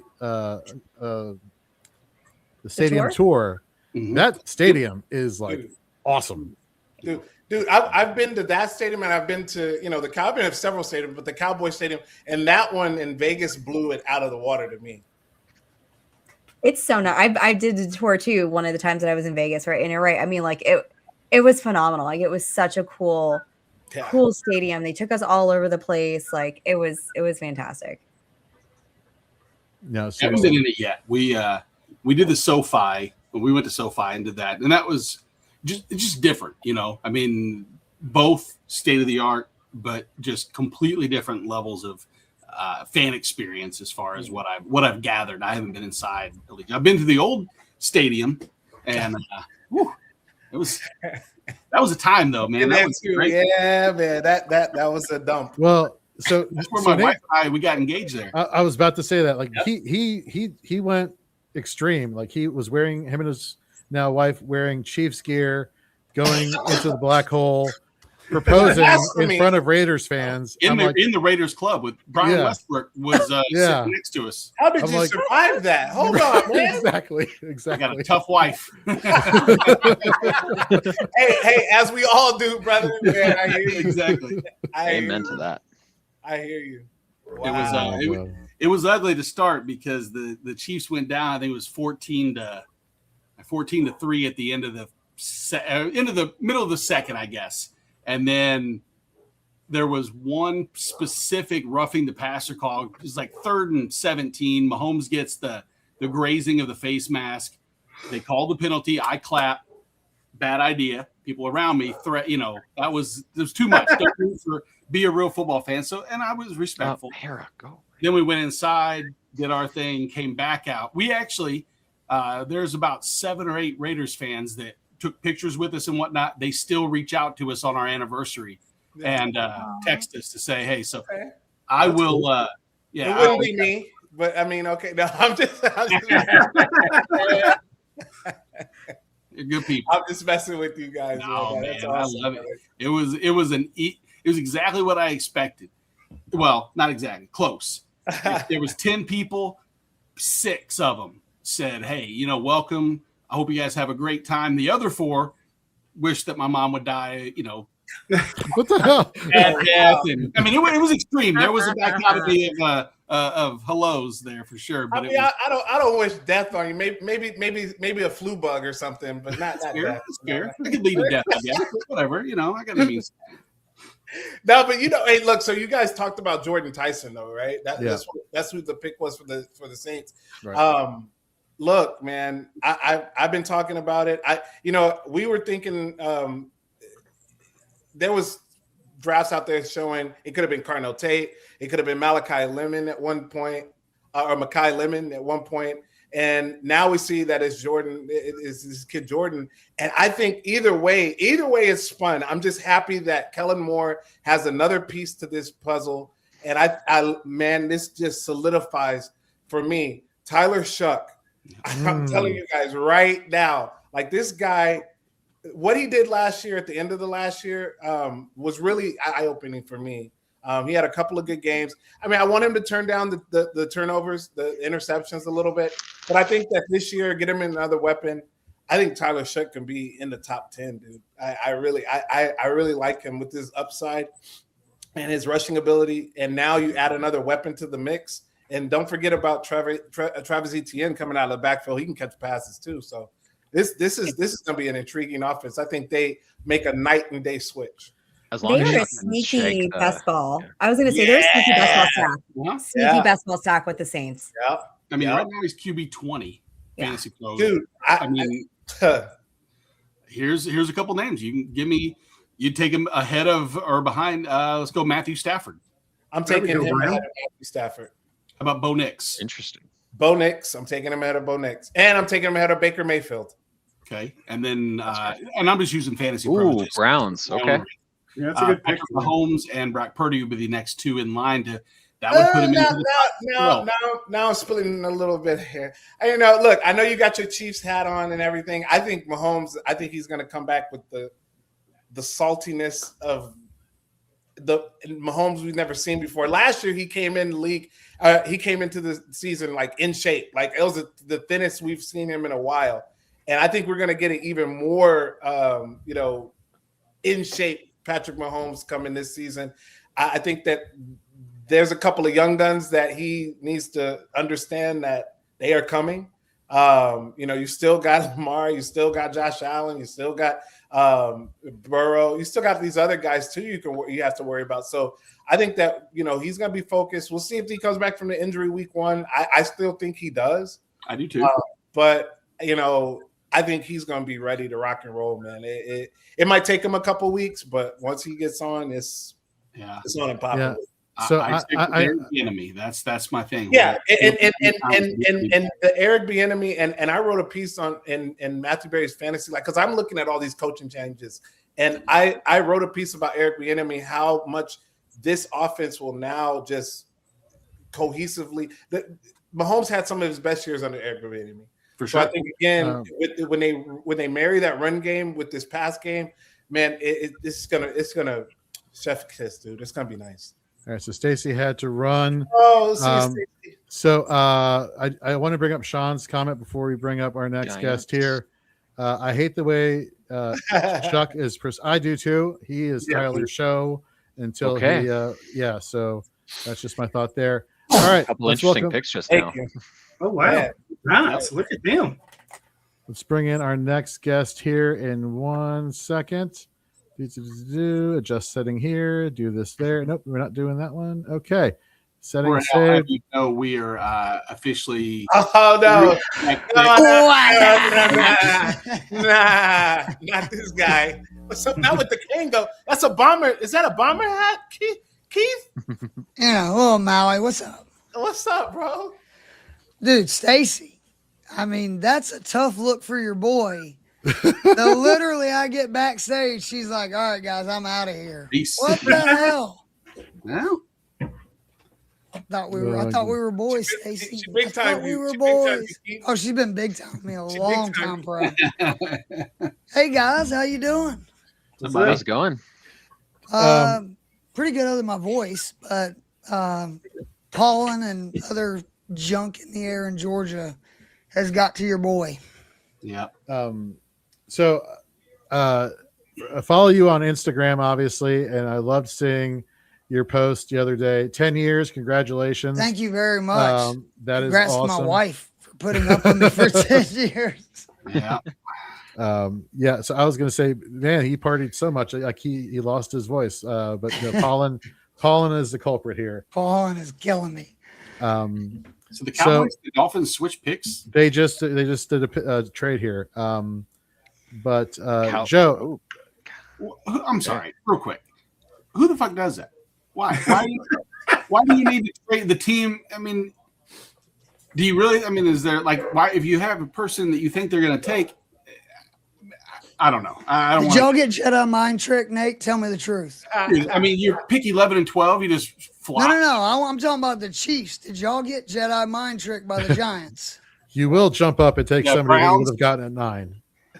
It was the Browns we traded with. I know that, but that's what I'm asking. You made the trade before the Giants pick was in. Yeah. Yes. No, I hate that because I That was want not to. who y'all were going to get? No, I think it probably was, but I don't know if that's. Okay. I want to make sure. They're slipping a little bit. I'm just saying the Chiefs they're slipping a little bit. They're not Falcons or anything. I'm wrong. But they slipping. Keith, because we just talked about Patrick Mahomes from a fantasy aspect. Mm-hmm. And with Eric Bieniemy coming back over there, do you think that Patrick Mahomes is slipping too? Not if you get healthy Rasheed Rice and their guys are healthy. Hell no. I don't think he's slipping. But I mean, I would have some concern for fantasy this year just coming off the injury.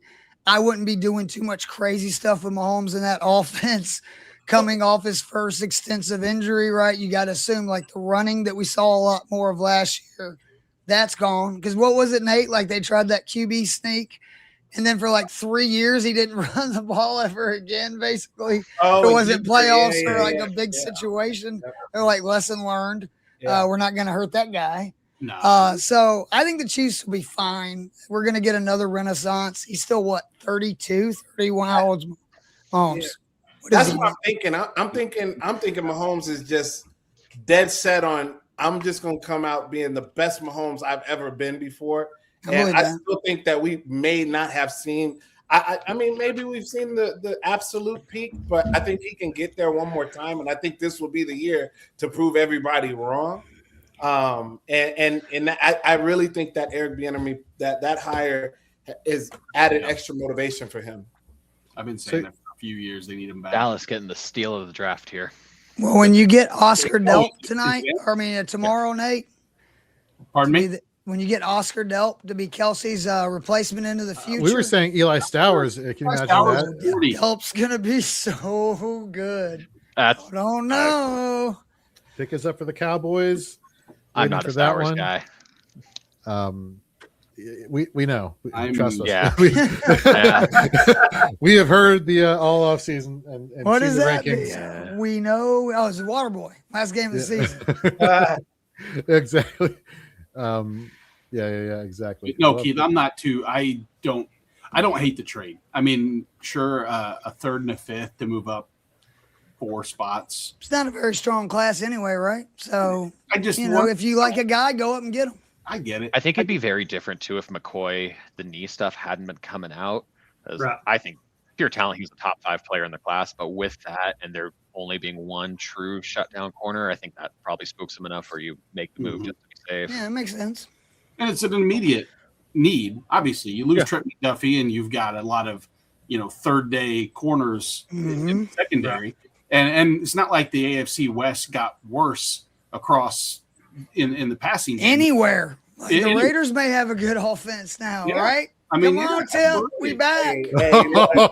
Whoa. You already know. You don't want to get me started going there. That's 'cause- one thing. I think Mendoza's getting so pushed down, like just talking like he's a Kirk Cousins, that he's a legit worthy 101. With he's a Bowers, legit quarterback. Genty, He's not like they got weapons, Yeah. man. like he's not Kubiak, Caleb Williams I mean, or Drake come May, on, like- but those are Yeah. purple chip guys. You get And those. I'm with you. He's a winner. No, And I'm gonna tell you, Honest- I'm gonna tell honestly- you right now. I'm gonna tell you right now. When they hired Rick Dennison, bro, I was like, okay, now we cooking, because I know this run game is it's going to turn around quickly. We've been the lowest team. We've been the bottom of the barrel when it comes to running. Oh, he left. I was going to last show couple him. years. And Hey, look, friggin' now I know there you that's- go, I Nate. know that's gonna change. The best 900 whatever dollars it was Hey, you look at ever that. made in Look at your that. life, you motherfucker. Wait, but hey, I got a question for you. I got a question for you. What are you guys gonna do with this running back situation? What running back situation? With Jeremiah Love in Arizona. Oh, With the Chiefs? Oh man, just wait, Arizona. I've been through this movie before. Poor Tyler Algier. Tell him to fire his agent. Right? Meow. so Stacy Dude said. can't get away from a freaking bell cow. So Stacy was mentioning when that happened that Kyle Ziegler said Algier just got Bijan'd all over again. Yep. Jeremiah Okay. Love. He's always a bridesmaid, apparently, never the bride. So Tip, And were he you was- being rhetorical? And he was demanding. He was saying he wanted starter money. I remember Yeah. that specifically, and I was like, well, he's put up starter numbers. somewhat. Algier is a legit Yeah. stud who, Yeah. if a team would like, especially a team that wants to play action, Yeah. he would be such a great starting back because he never fumbles, like literally, always gets positive yardage. He's good against like stack boxes.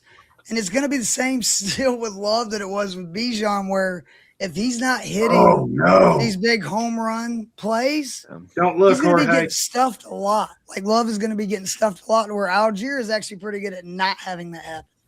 Jorge, don't look. What happened? Cowboys are selecting right now, and if they took Caleb Downs, I'm going to lose my shit. Mhm. I'm The here Giants for it. passed on him? Yeah. Yeah, they went That was Mauigoa, the pick. and the Browns. took Fano. Wow. I bet Oh, Joe Matt yeah. is pissed. Well, we lost Jorge. Okay. Oh, he's I bet absolutely Joe Matt's losing his shit right now, and I love it. There he is. Hey, big guy. Shut you up. feeling? I hate to say this, Jorge. This is the best pick of this. Well, is they Kyle did need Hamilton's the Giants tackle, all though. over again. Yeah. This is I- an Maui Noah's going to play guard for the Giants.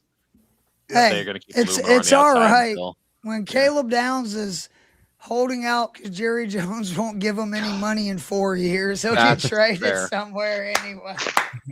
Man, I wanted Downs to the Commanders so bad. And it, So did the Joe Cowboys, So did Just- Joe Bond. To be unreal. fair to the Commanders, Commanders passing on Downs, you already have like 6 box nickel safeties. It's already such a weird spot that, Yeah. granted, you We take the needed best player, linebacker. but Yeah. yeah. We did need linebacker. That's a good point. But yeah, I get it. Downs is the top player on my board by Yeah. a while. I'm out. He went wire to for- wire as the top. He's the only true Yep. purple chip guy in this class to me. Reese kind of in that range, but he's different. He's a hybrid even for that. So this is easily the best pick of the class so far, unless you want to count Mendoza to the Raiders. Which Yes, we're gonna they count still- They still should get credit for that, for doing the Players right like thing. that. Yeah, what the Don't come fuck's around up very with that, man? Like, we're going to count it. Yeah, we're counting it.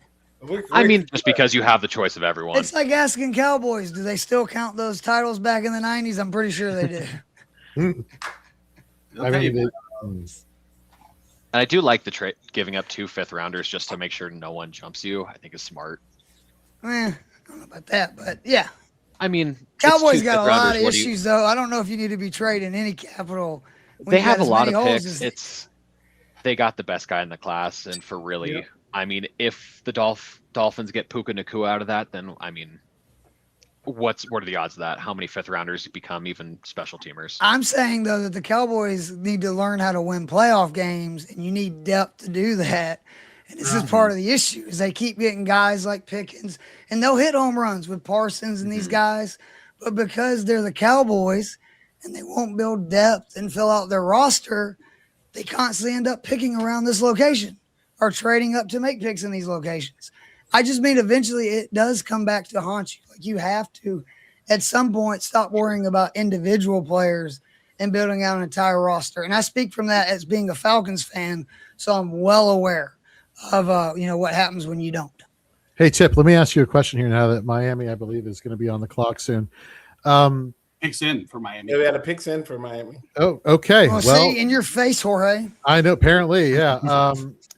With the wide receiver core with the wide receiver core as it is, with Malik Washington being the one, if you want to call it. Receiver is the kid from Arizona State. He's still out there, right? No, he's Tyson went to. He went to which one? I'm he's sorry. to the Saints. Saints. Yeah, what? It's Well, his Ty career's over. Lemon, most likely. Yeah, correct? lemon? I mean, that what we're thinking. Oh, you do think he's a lemon? No. Is he a lemon? I don't think so. Oh, okay. 'Cause he's supposed to be pretty good. It's just some knee stuff or whatever. The Dolphins passing on Bain would be surprising. Okay. Right. Or I could see Ioane with Halfley, the new system. They're going to go most of the time. Coaches, when they're new, they go for the trenches first. They're just going to punt. You think they're just going to punt on the offense this year? That's what it's. I mean, they have so many picks. They have 30. Then I think 4 third rounders. I think they'll take a couple shots through there. But I can see 30 if Sadiq. I love you, Keith. Boston probably won't fall. Omar Cooper could fall there. There's a couple good day 2 receivers. I think they're going to try to solidify the trenches first and kind of build a roster for the 2027, 2028 quarterback. That makes sense. That makes sense to me. Yeah. Which picks in, so we'll probably be wrong. We'll see. Tip, what was that? You said you had a question? No, I was gonna ask you, with Malik Washington being, which I think is the best wide receiver on the Dolphins right now, do they go skill player and get Malik Washington? That's a tough statement there, Jorge. Yeah. I mean, I could see them just saying, you know what, this offense is going to be probably the worst offense in the league this year. Like we already know that with their defensive head coach. He like Keith, or I'm sorry, who was it? Joseph just said, like they probably will want to focus on the defense. But I mean, I don't know. I like the kid Lemon. I think that he could be a piece in an offense. I don't know about that offense. I'm not sold on Malik Willis. I'm not sold on Kevin. I'm not sold on Malik Willis either. Oh, wow. Okay. What did he do? Kadyn Proctor. Wow. That's. All right, I mean, Joe. I'm curious where they're going to play it's him. Trenches. I mean, they're going to need to protect Malik Willis because he's going to be running for his life. So. And just with Lemon too, I think he's a really good complementary piece, but just as the number one, that's putting a lot on him.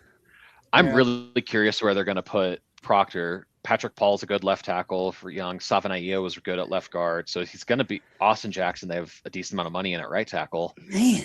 But I would assume they probably put him right tackle, right guard. They're building a decent I'm shocked though Brewers that they All-Pro. went and got an offensive lineman when, like, I know you got Willis, who you want to be your guy, but that is a lot invested on a defensive coach for a team that's in transition is going to be bad, more than likely. Like, That's kind of what, with a team like that, you kind of want to build the trenches and kind of build some stability instead of, if you're going to go receivers. I mean, if Willis but is I'm running talking around about for like his life and already, no, I get it. I mean, like, defense. They're going to be Like, bad this year. Yeah.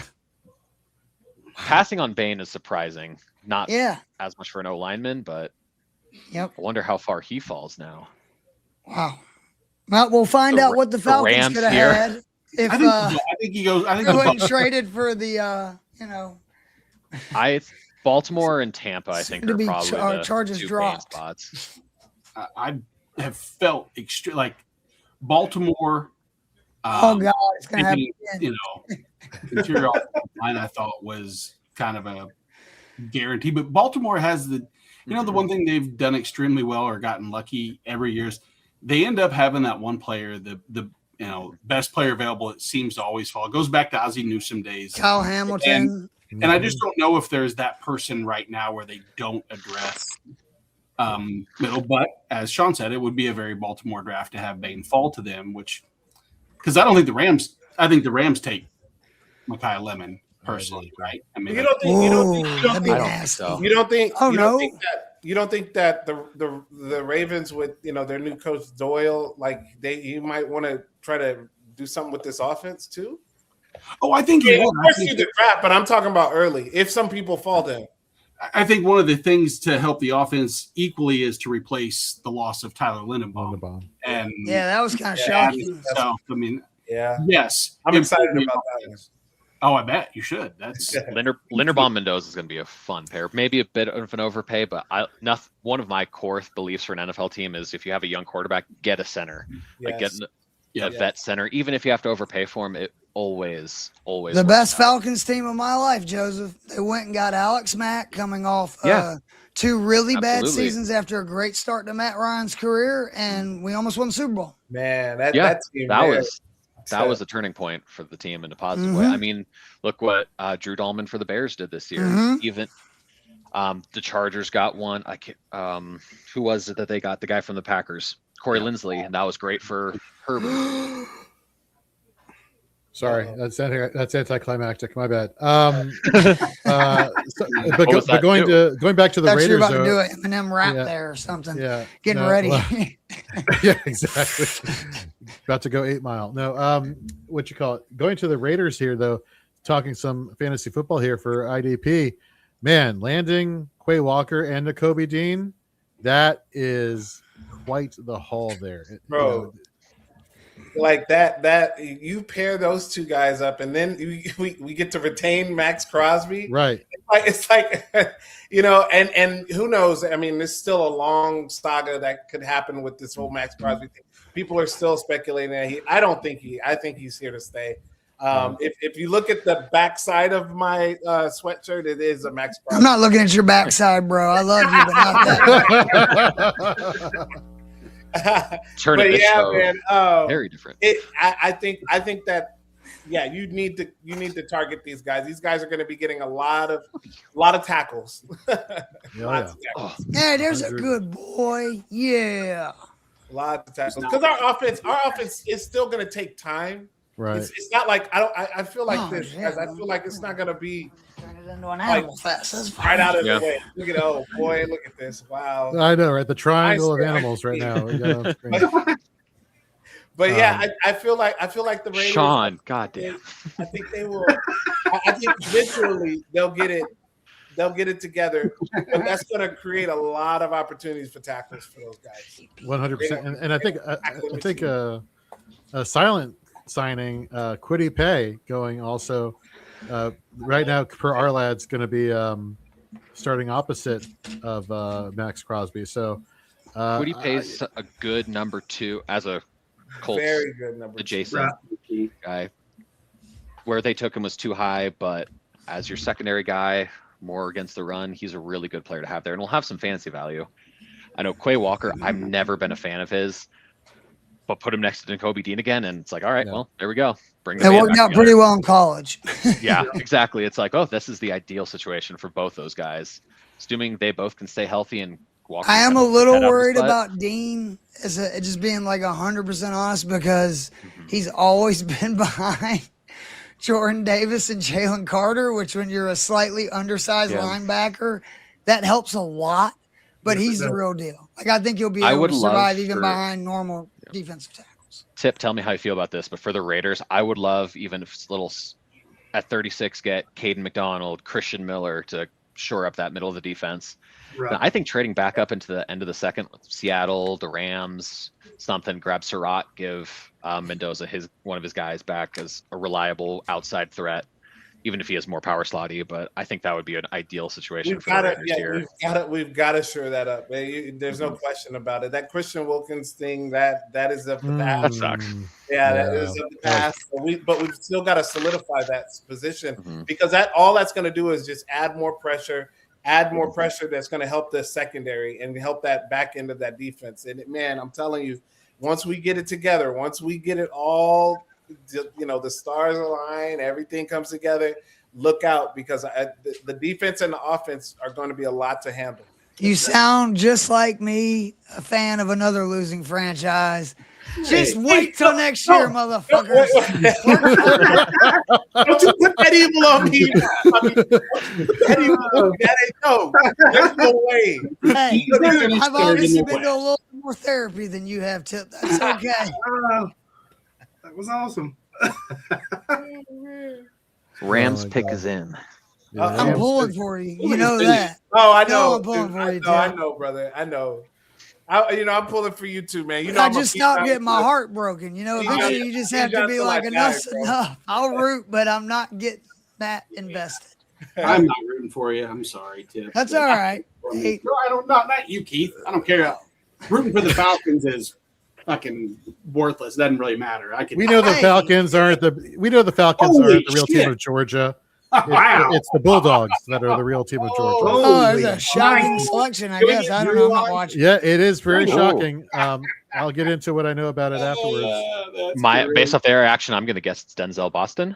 Nope. They're not even close. Ty Simpson, quarterback, No, Alabama. are you serious? They informed Matt Stafford. They informed Matt Stafford earlier today that they were going to be making the pick for Ty Simpson if he was on the board. Oh, I actually read that in a couple places that this is not. Okay. There was Wow. that. Why not? That's the advantage of being the Rams who just almost went to the Super Bowl. You have a great quarterback, and now you can, because of my dumbass Falcons, have a first round pick. You potentially get your quarterback in the future. For me, this really helps. So far, this helps Terrence Ferguson out. Yeah. I'm liking him even more now because I was thinking they were going to go after another weapon that was going to, obviously you got Puka once he can get his act together, and then you got Devontae Adams over there if he comes back or whatever happens with him. Mm-hmm. But now it just opens a way for Terrence Ferguson. I'm using him as that little sneaky peek. People got to stop sleeping on Kyron Williams. The dude's 100%. So is Blake Corum. They're going to be fine. Dude, I put a post out there. I was like, Kyron Williams or Breece Hall. People are like, Breece Hall, what are you talking about? What is wrong? That's horrible. I'm like, have you seen Kyron Williams red zone touches last year versus Breece Hall? That alone would tell enough. Yeah, Williams. No, come on. Yeah, they need to stop sleeping on Kyron Williams. 100%. Absolutely. Simpson, that's surprising. That's like you said, with pushing for the Super Bowl last year, I would have assumed they would go all in. But again, when you're the Rams, when are you going to have this opportunity again without being bad to get the QB? This isn't ideal. I just wonder because McVay did the kind of game manager quarterback thing with Goff, and obviously they flipped him for a guy who could change a game. And I like Simpson. He's been overhated through the process, but I just don't see him as a total game changer at any point. But he has time to sit here for a year, maybe two. You know what helps make you be a game changer? Puka Nacua, Sean McVay. No, I mean a guy who elevates the team because Goff had a lot of that too. I think that he's more pro-ready than Goff was, though. No, he totally is. But I'm just saying there is a limit on the upside, which is why they went from Goff to Stafford, is that the upside's limited, and that's a size thing, frankly, and there's only so much in there. But maybe McVay growing as a coach can change and work with that.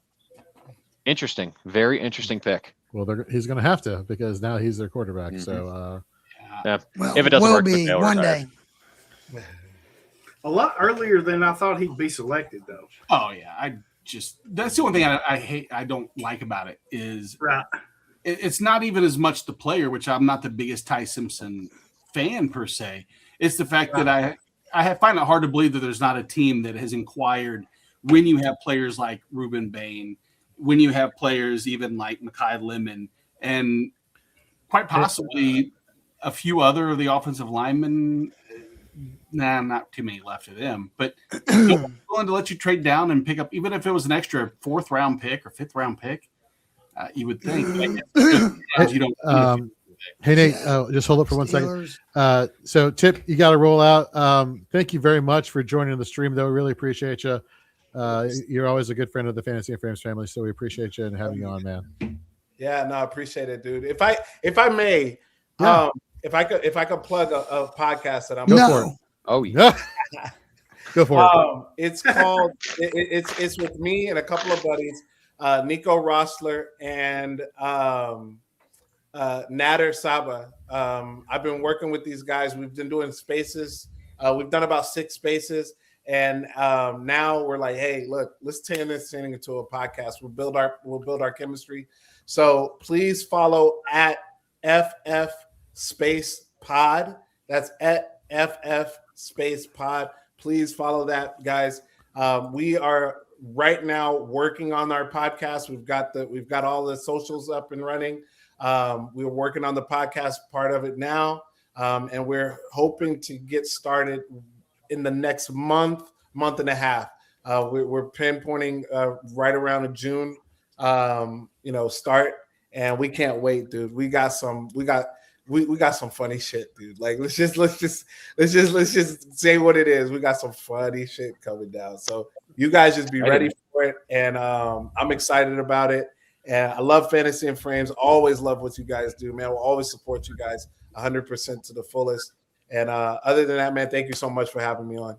Thanks, man. We'll see you soon. Okay. As below, hey, hold up. Who is this? Fantasy Love and FF Raiders. Hey, hold on. We'll see you next time. All right. Tune in. All right. Peace, guys. Later, Tip. See you, man. Wow. The Ravens went with a guard. That's boom. All right. Yep. We got 5 Johnny. picks now so far, Jorge. So 6 was our number, right? Okay. So I'm not going to, this isn't Jinx a it. We're not jinx personal it. little, hey, how's Nate doing? Yeah. But so far, Nate's picks in the mocks have been Fernando Mendoza to the Raiders. It's been Mansoor Delane to the Chiefs. It's been Vega Ioane to the Ravens. And we got one other one correct too, which is 1 second. Mauigoa to the Giants.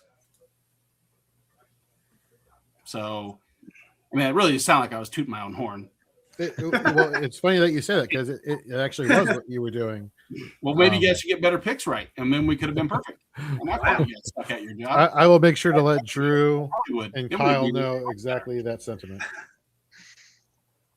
And Which- Sean says, surely the Buccaneers take Bain. I mean, I think we've projected them to take Mesidor. pressure the entire time, and Yep. Are y'all surprised that Bain's kind of slid here? I mean, Not super. Be right Yeah, back. me neither.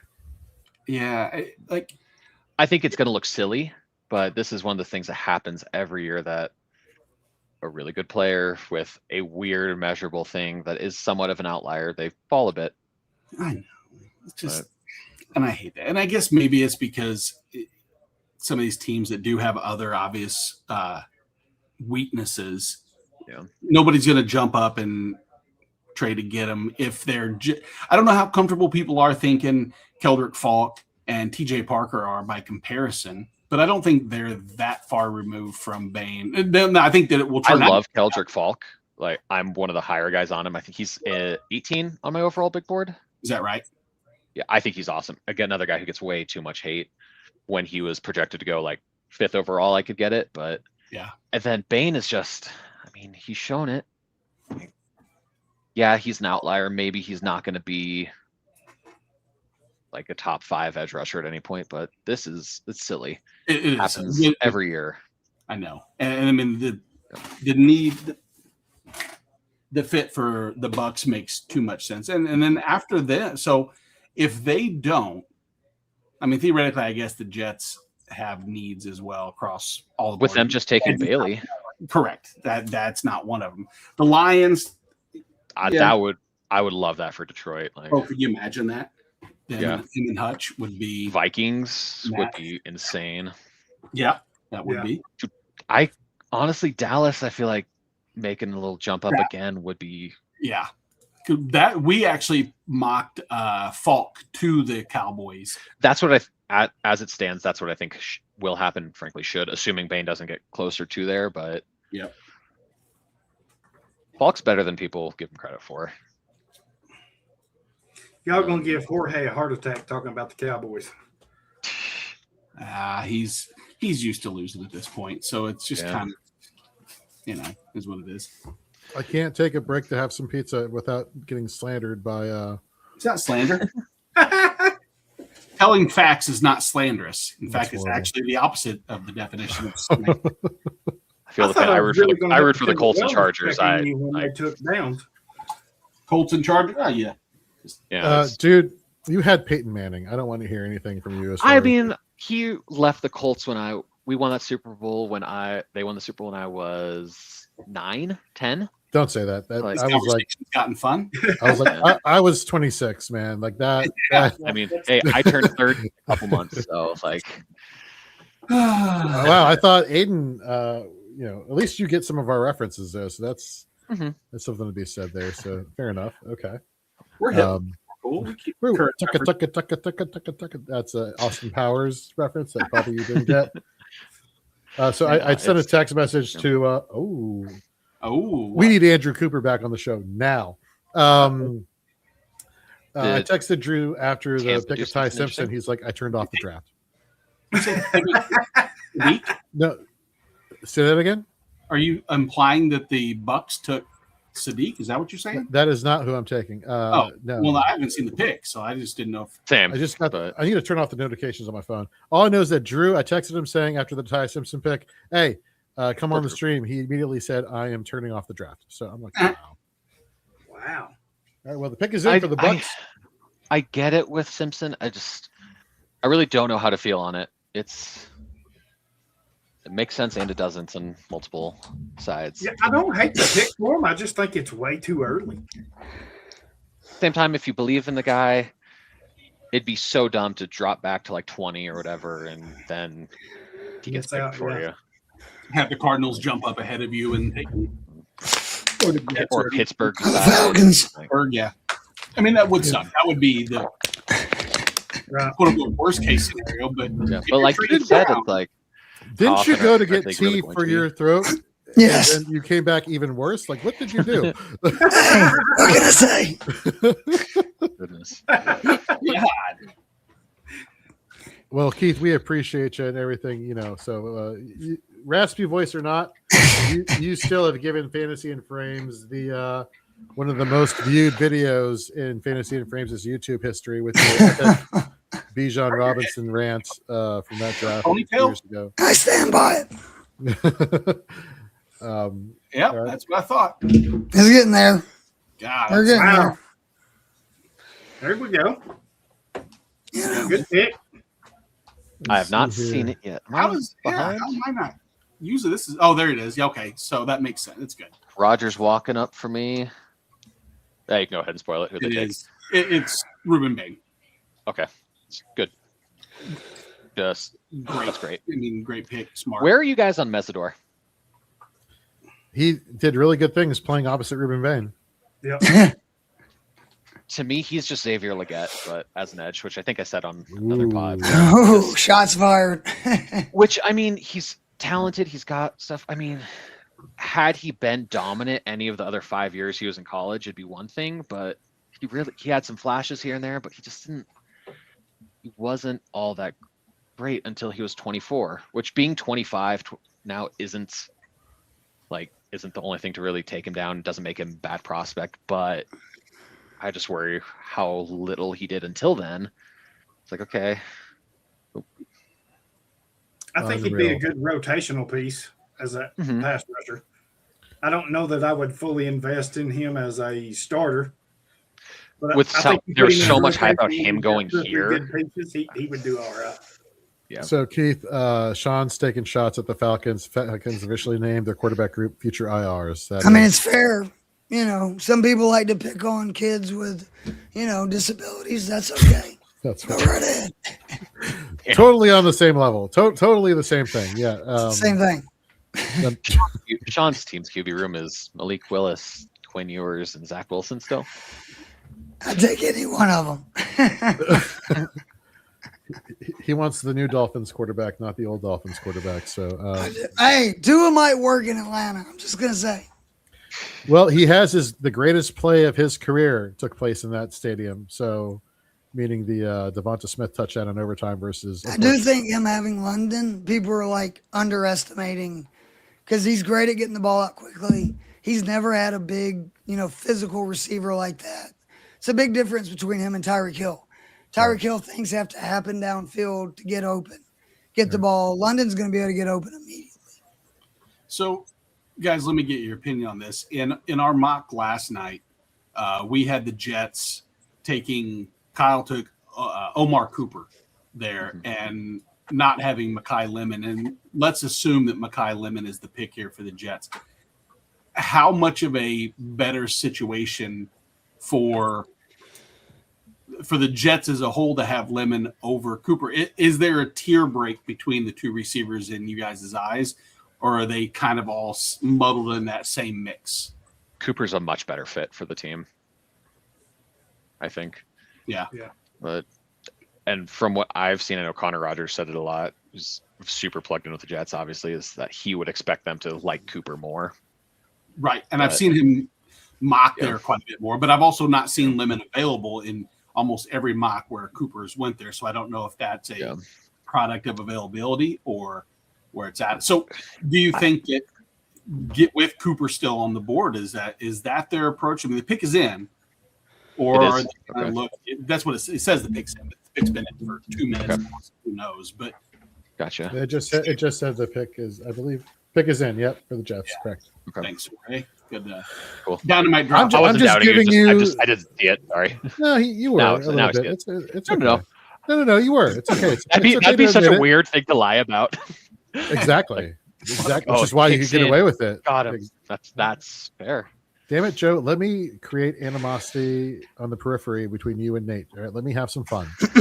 Let me start some crap. Okay. Thank you. Appreciate it. You don't fall for your little silly childish games where, hey, we're grown adults. No Jedi. Speak for yourself.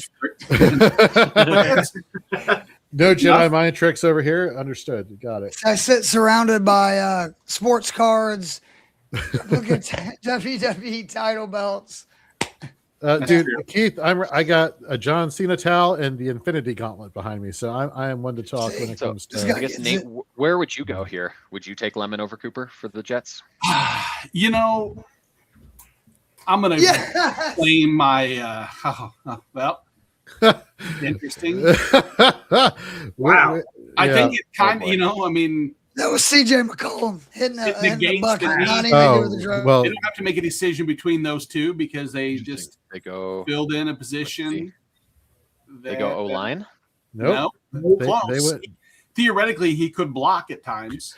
Joe, I'm going to take a clip of what your facial expression as soon as you saw it on your TV and then you immediately looked over is like worthy of like recording that clip just to show it, like making a GIF out of it. Yeah. To be clear, I don't think it's bad. That's just super surprising. So last night on Dynasty 365, when Coop was joining us, man, he was like crapping all over Mason Taylor, just like wanting Mason Taylor out of New York. Wasn't a huge fan. And here we go, Kenyon Sadiq now with the Jets. Like, sorry. I don't think that kills Taylor's status at all. No. Again, they're going to be – it's Reich. He has always used 2 tight ends. No, that's yeah, it's interesting. It's very interesting. I don't think they're going to use his value, but it hurts him. Oh, no, it hurts him for sure. Yeah. But granted, I don't think he had much fancy value right now anyway. So people seem to not really like him much. But I mean, he's still the 3rd best receiver on the team, depending on how you feel about A.D. Mitchell. So 3rd or 4th, but interesting. So Joe, I will say I am very hopeful for just what it would mean for their defense if they do take another edge. If it's Falk, if they go TJ, whoever they have higher for the Lions. Love the idea of those two on the ends. Just as it's an exciting scenario. Yeah, has no basis for me. I don't care because we don't have to play the Lions, but hey, yes. Good. What up, good? What I tell you, dog? Good night, sweet prince, Mason Taylor. Keith, Joe, what up, dog? What's up? What up, good? Hollywood's still hanging Oh. too, baby. Let's He's go. going strong. Yep. Yeah, had to pop in victory. I said it, dude. I said it very loud yesterday. I've been wrong about a few of my bets so far, but Kenyon Sadiq to the Jets, $50 to win 600. You said I'm, plus 2,000. Is that Or 200. Nice. I'm in the clear. Let's go, That baby. is awesome. Yeah, and I'll tell you, people are pissed. But if they go back and watch yesterday's show that I did with Jorge and Aiden, or even just the beginning of this show, I explained why it's a good landing spot for fantasy, big time. I am going to make a clip of that from last night and mesh it with the one from earlier today, and tag you on it because that is legendary. Chop them up, dog. Chop them up, and until Frank Reich gets fired, which probably will be soon, it's a good scheme fit. It's a good scheme fit. So very excited. Had to come back on. Nice. I got a little brewski going because I was off the clock, but I put myself back on. So Oh, thank you, brother. We appreciate you so much. Yeah. Thanks, Coop. cheers, gang. Cheers. Hey, go grab. My last super because I was plus 2,000. Yeah. My other bet that I have is plus 10,000. Okay. wow. Drew Aller to go in the first round. And Whoa. now that Ty Simpson is gone and the Cardinals and Jets could trade a couple picks back up, I don't know. It's probably not going to happen. But, I mean, now that Sadiq is gone, anything can happen. So, cheers, gang. I'll be tuning in. I've had it on my side screen, kind of keeping an eye on you guys. So, Thank you, sir. Thank you. keep thank it you. rocking, gang. And We'll do. Cheers. Later, Take Coop. it later, bud. It's funny. I messaged him on Twitter as soon as the pick was made, and I'm like, dude, you got to come on the show. So the fact that the Jedi we were in sync there, that is pretty sweet. Thank you, Andrew Cooper. And you're still going strong with us. Love to see it. Thank you so much. Joe, did you say you had to go off screen because you needed to partake in a beverage, or what do you got going on? Yes, sir. What is it? What do you got there? Is Fat that Tire, repping New Belgium. Oh, okay. Are you familiar? I don't know how. I am. Coast Yeah. Oh, he's familiar. Well, in honor of Keith, because I know he was going to be on this stream tonight, and knowing how much work he puts into fantasy golf, amongst every other thing he does, I'm drinking an Arnold Palmer right now. Hey. But I will be switching that up to a banquet, Coors banquet pretty soon. So yeah, Nice. That is a change. one free ad, but love New Belgium. They're the best. And I proposed to my wife. Wait, I missed it. What was What is that? Show me, Nick.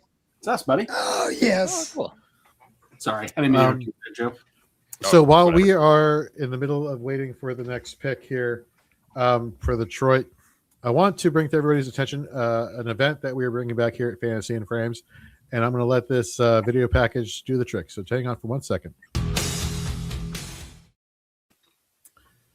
Yes, folks, our very own tournament we started back in 2020 that Nate won 1 year, and you see the championship belt that you will be getting if you are the winner.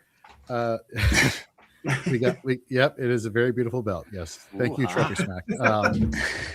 In the Korg division, if memory serves me correctly, Nate. But yeah, so we're bringing it back. It's called the Four-Eyed Championship. Offense and IDP, 4 divisions, 12 teams each. Regular type of league, not best ball, regular league. And the rules are very simple for signing up.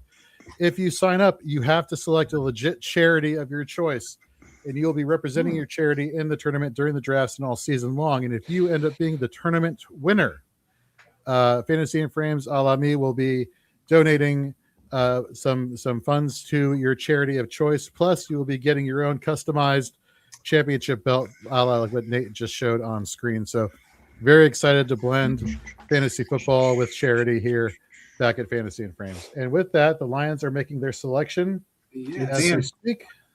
We mocked them last night, taking Spencer Fano, who went earlier to the Cleveland. Last night? Is it Freeling? So you mocked them? Like you made fun of them? No, not M-O-C-K. He knows. He's just messing with it. He's just messing with it. I thought you said we knocked them. No, Blake mocked. Miller. I know. Okay. I'm losing my voice. Give me a break, bro. I got you, Keith. We're good. So, I think the Lions, worry. again, if you want to solidify 2 areas even further to make them that much more dangerous, it's offensive tackle and or defensive end. So Blake Miller out of Clemson is their pick. solid. I mean, I have a hard time ever arguing with a team when it's not my own team for taking offensive linemen. Right. Round. It's boring. I don't like it. For me, I want, impact players. But when Larry Borum was your starting right tackle, not exactly. Well, and Miller, he's a good player. I think I had him in the 40s or 50s overall. But I had him at 50 exactly. It's a double. He's good. He was good at Clemson. Started 50 some odd games. This is good for Gibbs. It's good for Goff. Yeah, like you said, the line was looking kind of shady. So it makes sense. I'm laughing at you. I'm Vikings laughing at again. that comment. Go ahead and put my name on the belt. Okay, the Vikings pick is in. I really hope it's Is it a quarterback? No, I hope it's exactly. I hope it's Cinnamon. I hope it's Oregon box safety. Man, Super chalky. It is. Wow. Doesn't make it bad. Would not make it bad. Yeah. Wow. I did not expect that. Interesting. Mm. I could see Jermon McCoy as well. Going on Okay. right now. Wow, that's. I mean, Is it in? they selected Caleb Banks, defensive tackle, Florida. That they liked him a lot. They were doing a lot of work on him. I didn't expect them to go here. That's the biggest need on their roster too, honestly. I mean, they let Jonathan Allen walk. Crap on them. You crapped go. on the Rams for taking Simpson. You got to crap on the Vikings here for taking him. He wasn't projected to go the second round, right? In the first. He was the end of the. There was. He was borderline. This is a doctor's question that if their doctor said yes, he is a top 8-10 talent in this class. He is. This is the same doctor though that said JJ McCarthy would be a good quarterback. So Well, just kidding. I'm kidding. So we have a trade. Fair point. We have a trade right now. Who's trading? The Eagles are swapping with the Cowboys at 20. Oh, wait a minute. Interesting. Cowboys just get capital or the other way around? Concepcion, Cooper. The Cowboys are trading out, and the Eagles are going in at 20. I'll take off the Cowboys taking Downson. They're reloading some picks. That's what I like to see. What was that? You want to see the Cowboys succeed here? I'm just saying that that was my only complaint about them trading up is they don't have a lot of depth, and I'm saying they're adding picks here. So hope they dropped 23. Mm-hmm. So yeah, they'll probably get a similar to what they gave up back. All right, pick us up Carolina. They'll end up picking up 31. Eagles will get 31 back most likely before the draft's over, I would assume, if they do the AJ Brown deal. I mean, is that correct? What is the AJ Brown deal? The AJ Brown deal would be after June 1st. Is that with New England? Or New England? Yeah, they can't get. No, they would have to wait until June 1st due to contractual stuff. I think be on the hook for like another 30 million more if they wait. Would you go get AJ Brown if you guys were just running an organization, knowing everything you knew, and you needed a wide receiver? Easily. I'm with you. No, I would be like the Titans and trade the only good receiver we had away. Yeah, they got. I didn't want to say anything, so I'm glad you brought it up, my friend. I think it's a spot like as the Raiders, I probably wouldn't just with a headachy quarterback receiver for. One, you have Brock Bowers, right? You have an alpha wide receiver. I more mean for the quarterback situation. Gotcha. Another team like the Eagles, I wouldn't. Obviously, he's on the Eagles, so it's different. But I wouldn't want to just as with a limited quarterback who has caused headaches. What about Miami with Malik Willis? Where would that be?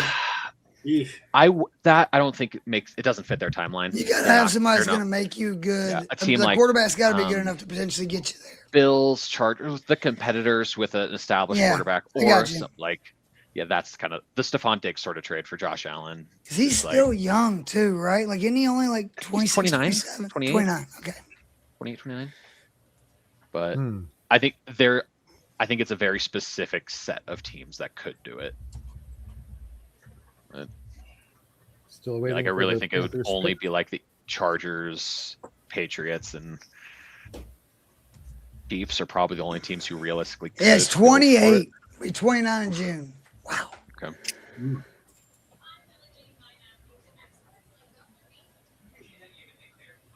What do you guys think for the Panthers here? I mocked Sadiq going there, so don't ask me. That's not happening. I think I've heard Tiananmen was their top guy on the board, like who they expected, but heard red. I don't have insider sources, but Lemon, Cooper, Concepcion makes the most sense for them at receiver. I just love that last name, Concepcion. I hope would be a good pick for them. I mean, he's clearly second best safety in this class, and they need a safety. So I wouldn't hate it here. I think it's pretty good value. It feels a need for him. He and Merrick would be a nasty safety duo. Yeah. Yeah. I don't know what that would make me think for Tiananmen for IDP, since he would definitely be the free safety, deep safety. But yeah, I don't know, that'd be a good fit. Right, and with Merrick coming over from Vegas, where he had such success for IDP managers, and translating that going to a brand new team in Carolina, you would think that they would just want to keep with this working, in terms of alignment there at safety. If that ends up being the case, what you're talking about. Man, is there an offensive lineman here that maybe Carolina would take? That's one thing. It's like, at what point are you going to let, Bryce Young get, destroyed? Their O-line is solid. Oh, wow. That's it. Nice call. Is that what they did? Yeah, freely. Okay. Hey. I don't hate that. For them. Curious what that's going to look like with Rasheed Walker, unless they're just going to put him bench. Monroe Freeling, Georgia tackles. Yep. Good pick. That O-line is nasty. Yeah, they needed help there. Good group. They have 8 legit starters on that offensive line. Yeah. So let me ask you a random Assuming question here. And you can go around the frames here. If you're an NFL draft pick, do you want to be drafted by a pro team that is literally like a state away from you, or are you hoping you get drafted to a place that's far away just so you can experience something different? Joe, what would you do? What would you prefer?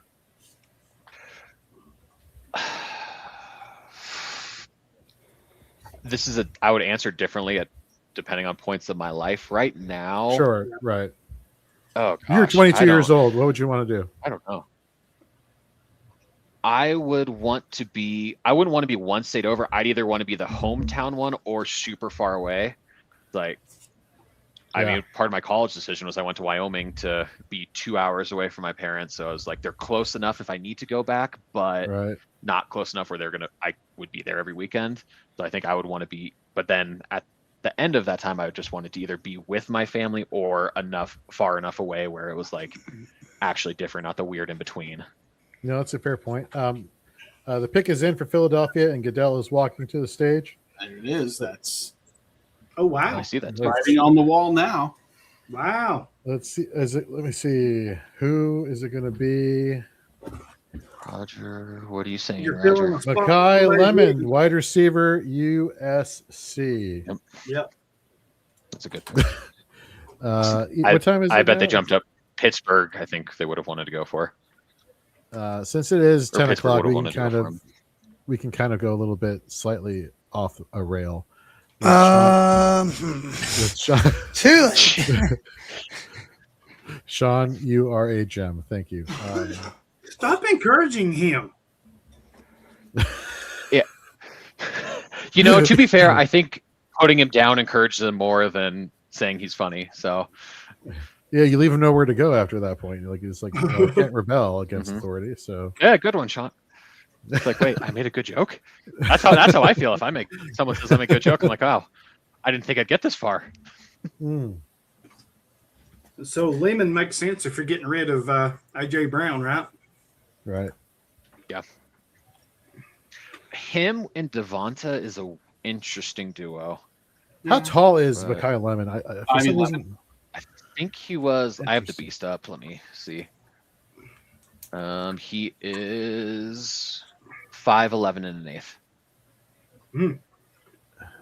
Interesting. Hold on a second. Did we see what Dallas got in the trade? I have not seen it yet. I have not seen it yet either. Let me pull up his. I would assume it's probably a 2 5s. Would be. So you have a 5'11" rookie Mekhi Lemon. You have a 6-foot Devonta Smith.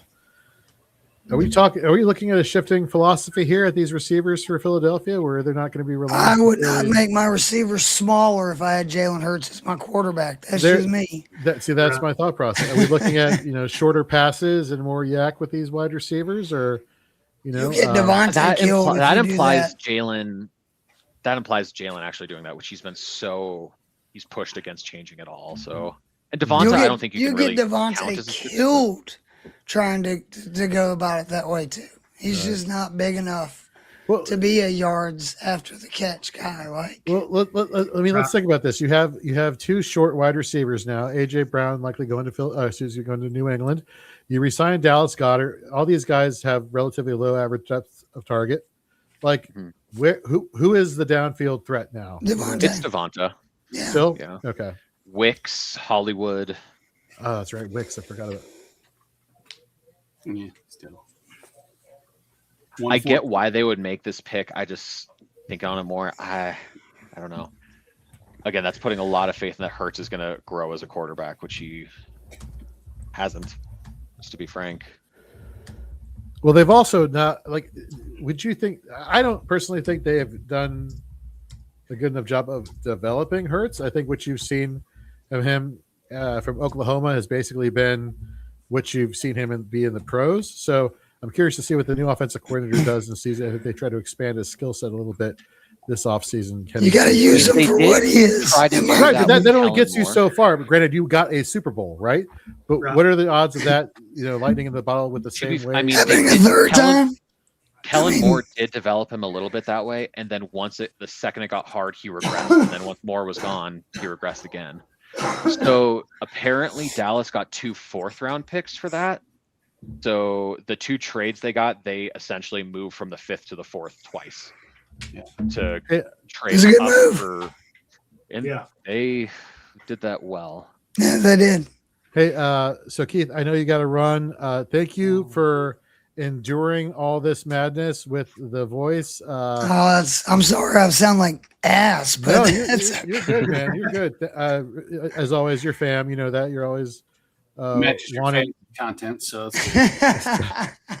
remember who's saying that and who's not. So yeah, are you going to be in Canton this year? Is it a possibility for you? Yes. Or then I'm working on it, but I'll be there. All right, we'll see you then, buddy. Hopefully, we'll see you before then too. Talk to you later, Keith. See you guys. See you, bro.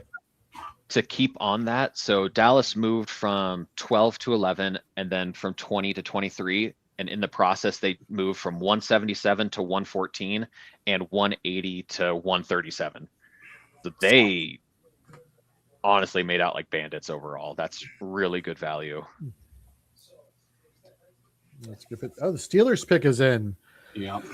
Very curious hometown team. Who are we looking at? Oh, that's gone. This is one that I really. Oh, is this Sticks? No. Hell yeah. Renegade. That's their song they play in the fourth quarter, I believe. Saw Sticks live at a casino in Council Bluffs, right across the river from Omaha, where we lived for a while. Cool. Nice. Super cool. The most chill concert. Yep. My wife and I had a blast. My son, when he was 3 years old, what? I think I've seen Sticks 6 or 7 times now. Love them. I'm, Come Sail Away is one of my now 4-year-old's favorite songs. He'll just jam out to that. Now I need to go see them. I've not seen them yet, so I need to go find a. It was one where literally we would go get a drink, come back. It was all general admission, and our spot would still be there. People were like, oh hey, come back to your spot. Super chill. Oh wow. Yeah. So there was a long time when DeYoung, who had left the group, they didn't get the rights to Mr. Roboto, which is clearly not a great song. No one's going to go out and say Mr. Roboto is like a top song. But the fact that they couldn't play it for so long made it a bucket list song for them to play. And so they actually did We were the first stop in one of their new tours about 5-6 years ago, and they released it for, I don't know if it was the first time they played it, but I know it was one of the first times that they had the rights to play it. And it was the biggest reaction to a mediocre song I think I've ever seen. And they're great. They are. They did 2 songs that are encore, and I saw them, and Mr. Roboto was then Renegade were the 2, and it's like, yep, okay. There you go. It's a cult classic. That's all. Of course, absolutely. Are you guys in Kansas City and Tennessee? Sorry, I should know that. But... I'm in St. Louis. St. Louis. Yeah. I'm an hour east of Knoxville. Nice. Cool. So, we weren't super far. I was in Omaha for 5 years, so. Okay. Yeah. We went to when I was in college, we went to Omaha and saw Widespread Panic play at one of the amphitheater there. I don't remember the name of it, but I believe, if I'm not mistaken, they are a sub, like they reduce their alcohol in their beer sales. I think it's reduced from 4 to 3% or something to that extent. Not when I was there. Nope. Maybe it was. It might have been. That's not shocking that they would have, though. But that would have been, that would have been in 2000, 99, 2000. So is a while ago. But so the Steelers, wow, they do go offensive line, which I think is obviously. Oh, let me guess. Okay, who's there? It would have to be a Hanachor or Lomu, right? It's a Hanachor. Good Lord. So a Hanachor, one of my guys. I guess where I have him on my overall big board. It is egregiously 32. high. Egregiously high is where I have him. 24. 11. 9. 12? 9? Wow. I have him on 9 on the big board. I think he's gonna be an effing animal. Just Did not allow a sack in 12 games in 2025. Impressive. dude's been playing ball for a couple of years. And I think he's actually technically really sound, especially when you factor in he started in JUCO, which is not a developmental ground. So I'm prepared to be wrong, but I had 8 through 12 for me was Bailey, Hanachur, Bain, Freeling, Sadiq, then the Tyson, Tate. I think he's awesome. This is a great spot for Hanachur. I don't know who the hell is going to play quarterback for them. Yeah. Right. And are you trying to protect Aaron Rodgers one more year? I mean, obviously that's the move, right? Like nobody else is coming in later in the draft at quarterback, right? This also probably means Vatanu's moving back to the left side. Right. So then is this a spot for the Chargers to obviously, or I don't know why I said obviously, it's to address edge? And is this Makes a lot of sense. Or is TJ Parker? I think they would go a little more developmental with a Falk or the Western Michigan. Oh my God. Marshawn. What's his name? Oh God. This is super upsetting. Well, while you're thinking about that, I would rather have Cassius Howell here if I'm looking at an edge rusher. Malachi Lawrence. Yep, Malachi Lawrence from I can't get behind Howell. UCF, that's right. Same colors, different. Yep. I like Cassius Howell. Like Bain did, so that's a concern with him. Say that again. Sorry. I said Howell has the short arms like Bain has, so that's one of the concerns with him. But double-digit sacks. Feel very Chargersy.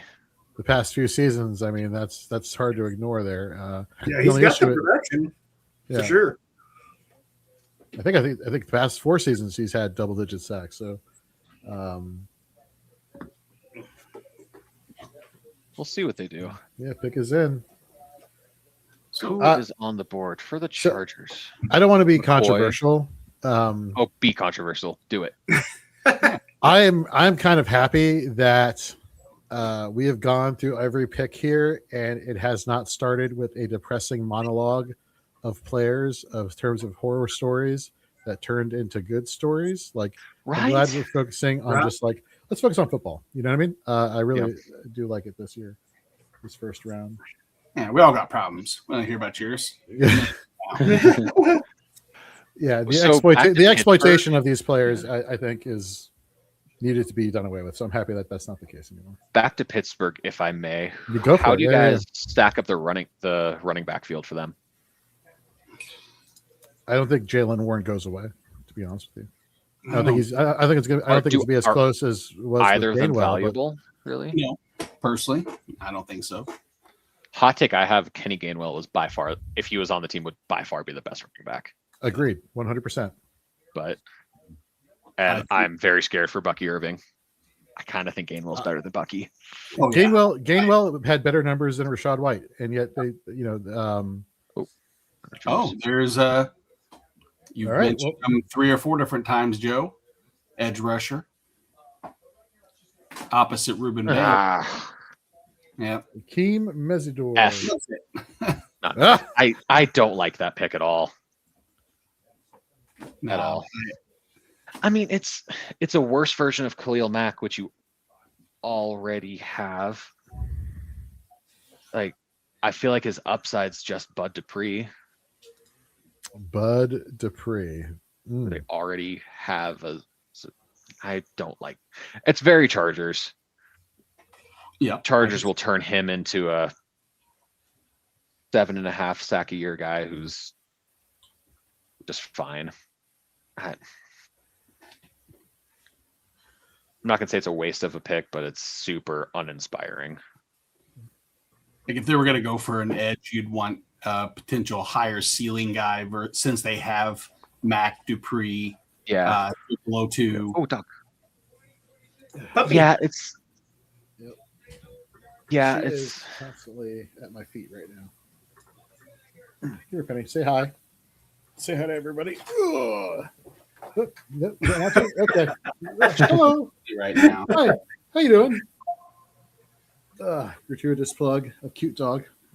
Yeah. Or like TJ Parker, even any of the D tackles. Zion Young, who's like an aspect Zion of the run Young. game at least.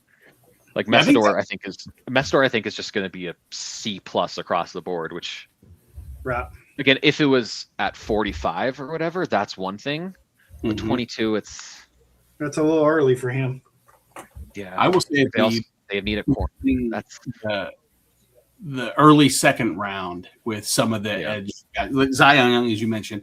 I'm an Illini fan, so Gabe Yakas is. I love Akis. I want him. Like if the Chiefs were to Detroit, I hope Detroit takes him. God. My God, that would be. It's because Yakas, like the one thing with him is that when everything's going, he's had some games where he's been non-existent, and I think that just is a state of the Big Ten in general in some capacity. But man, when everything is going well, and it's not like he had a lot of assistance across that defensive line to take away any double teams, etc. he's one of those guys. Him disappearing a bit at times is less concerning for that reason. It's like he's the guy. He's legit, especially when their slot corner went down. What? Oh God, that's Xavier Scott. I think Xavier Scott. Right. Yes. Yeah. He is someone who is a draft crush for me for next year. I had him in the top 20 overall on my big board before he went back. He is he's Devon Witherspoon light, not to helmet scout, but he's a freaking maniac. He's Jalen Petrie, but dude's a maniac. But 2027 IDP takes, yay! Hey, I'm here for him. Absolutely. I had a chance to pay attention and watch him more than I did. Yeah, I went all in on Yakas this year and got my Illini Yakas jersey. So now I'll just nice. Really. Do you really? Oh yeah, that's sick. Yep. It's it was. I got it, and the next game was against. Oh man, might have been Nebraska, and he had, I think, 6 tackles, 2.5 sacks, and was just everywhere. But so Sean wants to know: do we think Dallas takes a linebacker here? I would love them to take CJ Allen. A hell of a pick here. Love Jacob Allen. Rodriguez. Yeah, I like Allen more, but I get both. I would think Tiananmen or Falk make a lot of sense here. They do. Well, I mean, you got Downs. You brought in Jalen Oh, Thompson. just kidding. They took Downs. I'm sorry. I So forgot that you got Downs too. It makes me nauseated to think that. yeah, it's etched in my soul that they took him. Falk, I could see receiver if they really are going to trade Pickens. Chris Johnson makes sense for them. Well, no, he signed. I mean, Franchise, but there's still talks that they may. The timing Really? of it very Yeah. much makes it seem like he's signing it to be traded because he can't be traded unless he signs it. really after Yeah. that season, that's crazy. Okay, It's Yeah. Dallas. They I do a know. bunch of weird. I will say if they don't take linebacker, it makes me like Caleb Downs even more from an IDP standpoint because there are no linebackers. Again, Jorge, my Demarion overshown. I guess love or whatever. I'm a fan of his. Yes. Do I think he's the all-worldly beater of linebackers? No, but No. I liked him as a prospect coming out of Texas, did being a too. So competitive does safety them and get? linebacker. Would them taking the linebacker make you feel better or worse about Downs? I would argue it might make me feel better. That's a chicken or egg conversation that I feel like I have with myself all the time. Oh, Is wow. does Then, Whoa, Schneid. did they do something? They did Well, something weird. is it Well, weird, it's Hollywood, that what they just They did? took Is an it- edge. They took an edge. okay? Yeah, Was it not Falk? it is not Falk. It is not Not TJ Falk. Parker. Is it Hal? Nope. No. Lawrence or Yep. Young? Oh, Yes. Lawrence. No, they've been connected Malachi with Lawrence? Lawrence a lot. Yep. That's right. Okay. I actually I had don't- this mock to them after I a trade don't back. hate that for them. So now It makes sense. I would have rather see them go Falk, but the only reason I don't love this is that Ezeraku, as good as he is and as much of a maniac as he is, just not big enough to be sturdy against the run. I guess they have Gary, so they can use Lawrence as a DPR to start. So I forgot about Gary, so I'll Yeah. backtrack on that. right. Classic words, forgot about Rashawn Gary. I love Rashawn Gary. I really wish I didn't feel the same way that I forget about him at times. I feel like Akeem Messidor can be Rashawn Gary, more or less. Okay. Well, that's a better comp than Bud Dupree. Especially with the Chargers. I think as much as I don't love him as a player, I do think with the Chargers it makes sense. What makes sense for the Cleveland Browns? Obviously, any position you name would make sense other than offensive line at this point because they took Spencer Fano earlier. With a wide receiver core, that is not exactly anything, spectacular. I will not stand for Cedric Tillman slander, but no, you're right. That's the only person that keeps them from being, you know. Yeah, but they need more. Of the Concepcion, Cooper, Boston, and those are the main. I would love to know, if we don't have time for that, it's fine, how you three rank those three individually and for Cleveland. I have it Boston, Concepcion, Cooper overall, but I think I would go Concepcion, Cooper, Boston for Cleveland specifically. I'll throw a wrench into your plan. I have Cooper, Please do. Boston, Concepcion For Cleveland or in general? in general for rookie rankings. General. I guess if we're talking fantasy, I guess that is. Yeah. But I think the Browns go Concepcion here, right?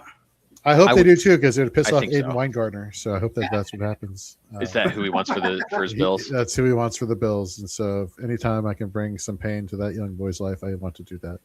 Damn. Savage. He He doesn't get to claim Josh Allen. I was there first.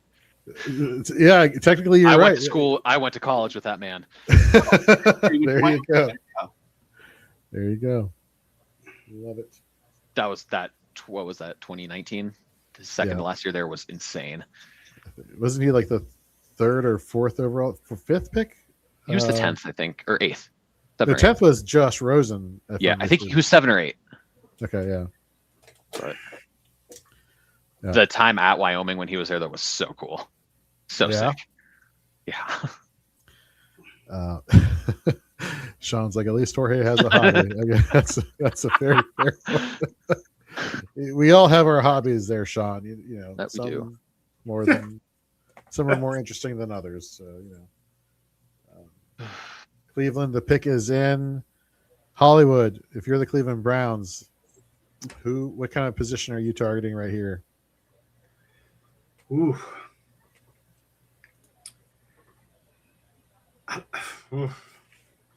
don't know. I feel like they need so much. Yeah. I mean, they addressed the offensive line with Fano, which I really like for them. So I don't think they would go back to the well again there. I'm not going to look at quarterback either. Maybe a receiver. For Hollywood, excuse me, for Joe and Nate, if you see the Discord in our private Fantasy and Frames chat, I just put something in there which can kind of key you in on who I think Cleveland is going to be taking. So just I'm not doing refreshing. Else. Yep. Yeah, we know you don't get on the Discord, Nate, very rarely. So yeah, we know. I know. Got some outliers. So it's well. Yeah, I'm sorry. Are you? I don't think you are. I'm not. I'm sorry. You get small little Jadarian Price. Yeah. That would be. I'm going to say Concepcion, and you guys can probably answer this better since I don't really know. But is Teneman better deep, or is he more of a box safety? Deep. So he would actually not be a terrible fit, right? I think he would make a lot of sense. Whether here 39, I don't think he'd last that far, but them coming up would make a lot of sense. Well, I think he can play in the box. They would have to go here because the Bills are coming up a couple picks later, and they could use a safety too. So See, I don't know. I think Bears, Bills, Niners, Texans.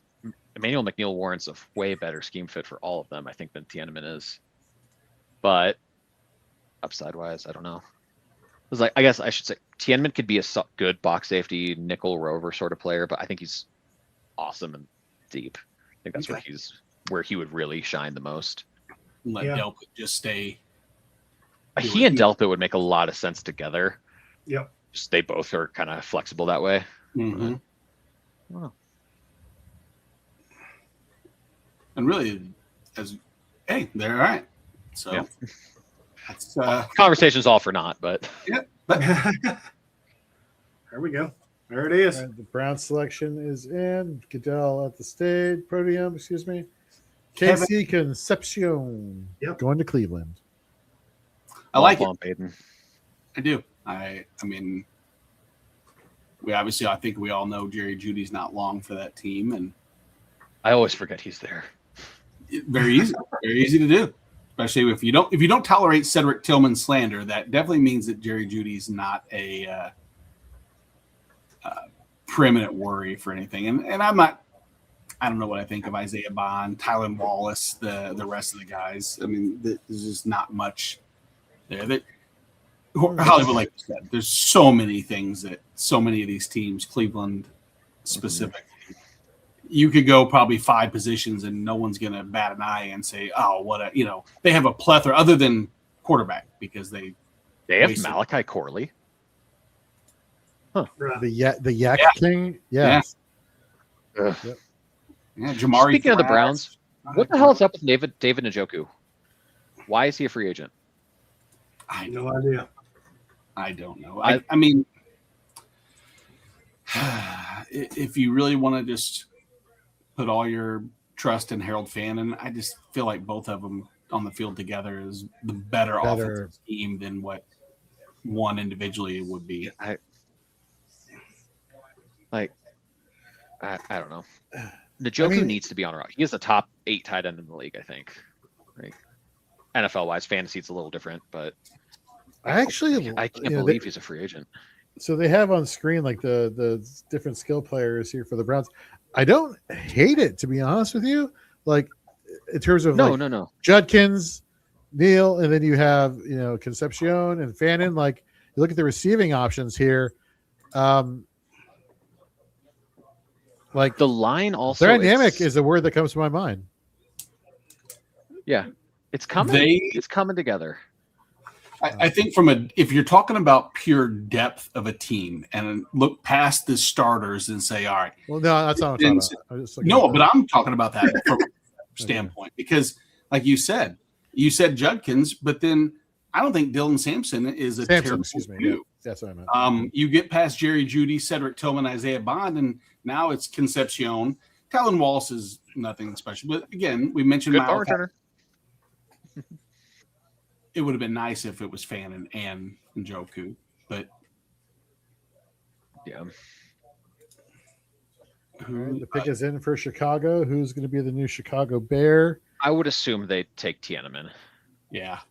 Tiananmen or Rueben? I keep twisting myself on back to the beast. Let's skip a pick past the Bears, and Okay. We've mocked the Bills taking Concepcion, or at least a wide receiver to complement DJ Moore and I guess Khalil Shakir, et cetera. Without Concepcion being on there, is Cooper. wide receiver still going to be paramount, or do they go PJ Parker, Keldrick Falk? Falk is their type of guy. I would say one of the safeties for them would make a lot of sense. I've never been a Cole Bishop guy though. Caleb Lomu, I think, makes a lot of sense. Losing the left guard. One of the D tackles. All right, man. Though I guess saying Keldrick Falk, Peter Woods are their type. That was McDermott, who's obviously gone. Mm-hmm. They also really could go. We could get Bradley Chubb. I looking now. Oh, and shoot. I'm not forget they have Bradley Chubb and Gregory Rousseau, and all their guys are the exact same. Peter Woods would be interesting here for that interior. Yeah. Him and He and Ed Oliver are the same, and Deion Walker can't be a nose. He's kind of plays that spot. Landon Jackson, Dwayne Carter, TJ Sanders is there. Linebacker would make a lot of sense for them, whether Rodriguez or Allen, and that would be awesome for IDP. I would love Allen, to be honest with you, to go there. I know Rodriguez, because Allen, you look at the tackle rate, you look at both their tackle rates, right? Very good, but unfortunately, one of the knocks on Rodriguez is he's a little bit too aggressive and he whiffs a lot on other tackles. So that's evidenced by his 15.4% missed tackle rate. So Allen is actually the more efficient linebacker. So I think Buffalo, if you are going to go linebacker, Allen makes more sense for them. Yeah. Where are you guys, Allen versus Rodriguez for? So for IDP, I have Rodriguez as my LB2 and Allen as 3. Same. Okay. I have that flipped, but it's close enough. I have Allen pretty decently higher for NFL, but IDP wise, I think it's a coin flip. So I actually have a linebacker who I'm very curious to see where he goes. I know I'm way ahead of him in terms of rankings than everybody else, but Caleb Elarms-Orr from TCU. Yeah, I'm a huge fan of his. He's let's just say he's in my top 10. I'll leave it top there. 10 IDP rookie linebackers. Okay, I was like linebackers or overall players. No, just linebackers. Okay. Well, hold on. I think I have him at 10. He's my 11 actually, and Galde is my 12 in terms of IDP overall. You have Golde. I think is either going to be LB4 or like 16. Would you rather have Kyle Lewis or Galde? Oh God, Golde, Lewis is a better player right now, but Golde's ceiling's so much higher. Right. Yeah, I think I'd take Golde. Yeah. NFL for an NFL team, I would take Lewis. As a dynasty manager, I would take Golde. Agreed. I'd take both over Anthony Hill. Agreed. I also like Josiah Trotter. Also, big fan of the his. Future Denver Bronco. If you listen to Ben Albright. Oh wow, there it is. Bang. Who do they take get? here? Chicago. The enemy. Yep. That's a good pick. Yeah, I like that for them. So he is going to be their box safety since Kobe Bryant is Right. he can't be in the box full time. So that's super interesting. I'm a huge fan of his coming out of Oregon. So He's good. he's very good. And he played, you mentioned free safety, but the guy is super efficient as a run tackler, as a run stopper. Like he does everything. He's just great all around the board. He's one of those guys who I love most deep for coverage, but then coming down, he's a freaking maniac. I said this, yeah. So on 4th and Frames last night, I said when I projected him going to Minnesota, like, walk away if nothing else, but like, he is a very discounted Caleb Downs when you look at efficiency and the productivity the past 3 seasons compared to Downs. Like they're pretty comparable in terms of what they did box score wise and efficiency wise. Sean says there's a trade between the Texans and the Bills. Is that just a one spot flip? 2 spot. Dude, they jumped San Francisco. Lomu would make sense. I know that San Francisco liked him. Who else is there? Let's find out here. Texans are. Yeah, let's see here. Falk would be so sick for them. God. What else? Why would they be jumping San Fran? Okay, Sean has it. Let me pull it up on screen here for everybody. Texans get 26.91. Bills get 28.69. 167. Dang. All right. Good work, Buffalo. I would still like to see Denzel Boston go to San Francisco. I would love that pairing right there. Even with Evans? Yes, even with Evans. Okay. I think they would go Cooper, but I mean, if you're thinking long term, like how long is Evans going to be? I personally like Boston significantly more than Cooper, but right, just where they line up is the same. So it's I got you. Who's moving? It's not Mike Evans. So very, very true. Man, very interesting. This has been a fun draft so far. What's your favorite pick so far? Everyone? Jorge's going to hate me, but it's Caleb Downs to Dallas. I'm going to hate myself. I also think Caleb Downs to Dallas. Okay, aside from Caleb Downs and Bain, what are your guys' favorite picks? I mean, I like Sonny Styles in Washington. I mean, if you're not bringing back Wagner, that's a pretty good. Who else do you guys have in the linebacker room right now? Chanel was the free agent signing we brought in. Styles and Chanel is a good duo, and then Luvu, I guess, is I don't know what he is. Like a de facto do they play him at edge more? Who Luvu? Yes, he does. Yeah. Play more. Yeah. Okay. 1 second. Where is? Sorry, 1 second. Let me pull it up here. Oh, man, I love Tate to the Titans. Yeah, I mean, the more I think about it, I think it makes sense. If Ward's going to be your franchise quarterback, you want to put as much talent around him as you can. I don't think Tate's a true one, but he's perfect for Ward. So this is gonna be a boring pick here if I had to pick one outside of the big names, but I like Bryce Young. I don't want to see Bryce Young, his career cut short because he's getting murdered all over the place. So Monroe Freeling, if he can help keep Bryce Young upright, the receiving options they have there with Coker and with Teteroa McMillan, like that could be something special. And you saw evidence of that when they took on the Rams in the playoff game this past year. So give him some more protection. Like they could shock some people.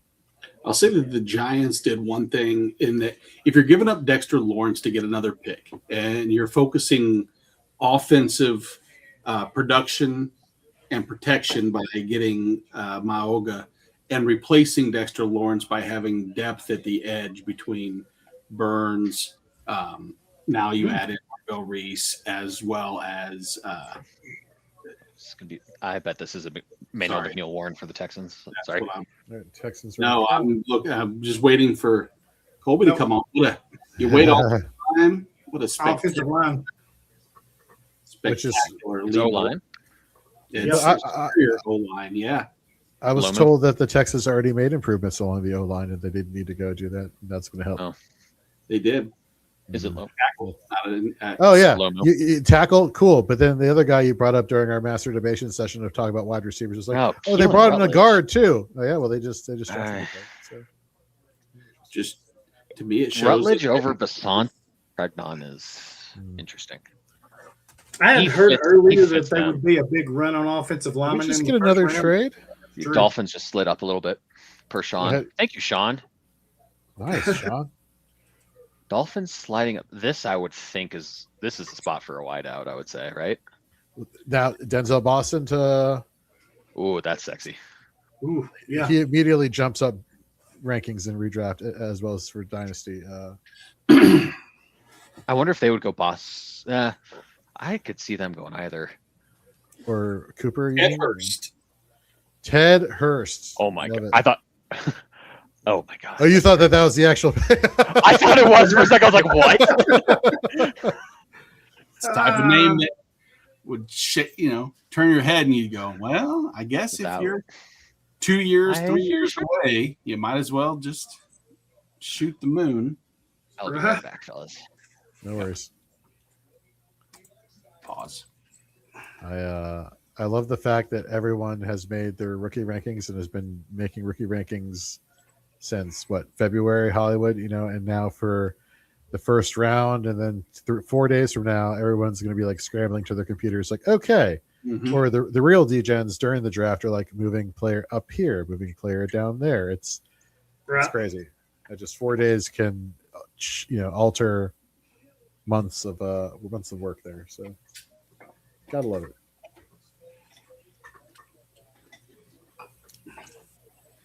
So Hollywood, do you remember years ago we did our Fantasy and Frames holiday party where you were one of like the 9 people we had on screen, and you had a Jim Beam peach flavored cocktail? Do you remember that? It was actually, no, it was Jim Beam peach, like Jim Beam flavored. Remember that? Right. I gotta send you the video clip that I clipped of that because it is quite interesting how crazy things were way back in the day, and like looking how we are tonight, how tame we have gotten comparatively. Granted, it is a Thursday, but Well, I told you I was going to try to behave tonight. you did say that. You did. He's a man of his word. He is.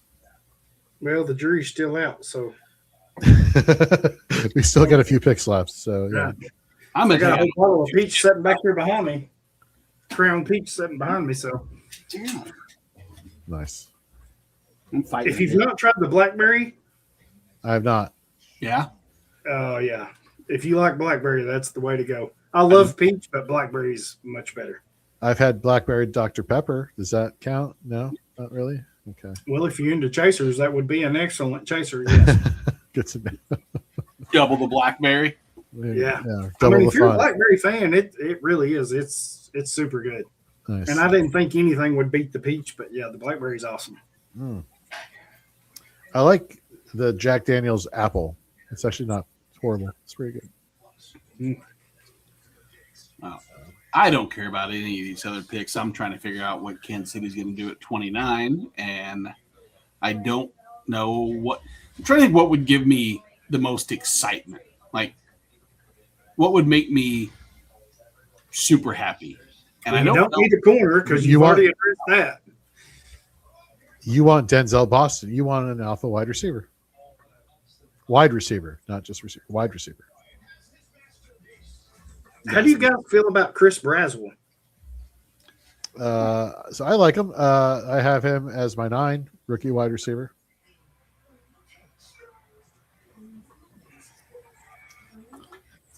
I know we need a receiver.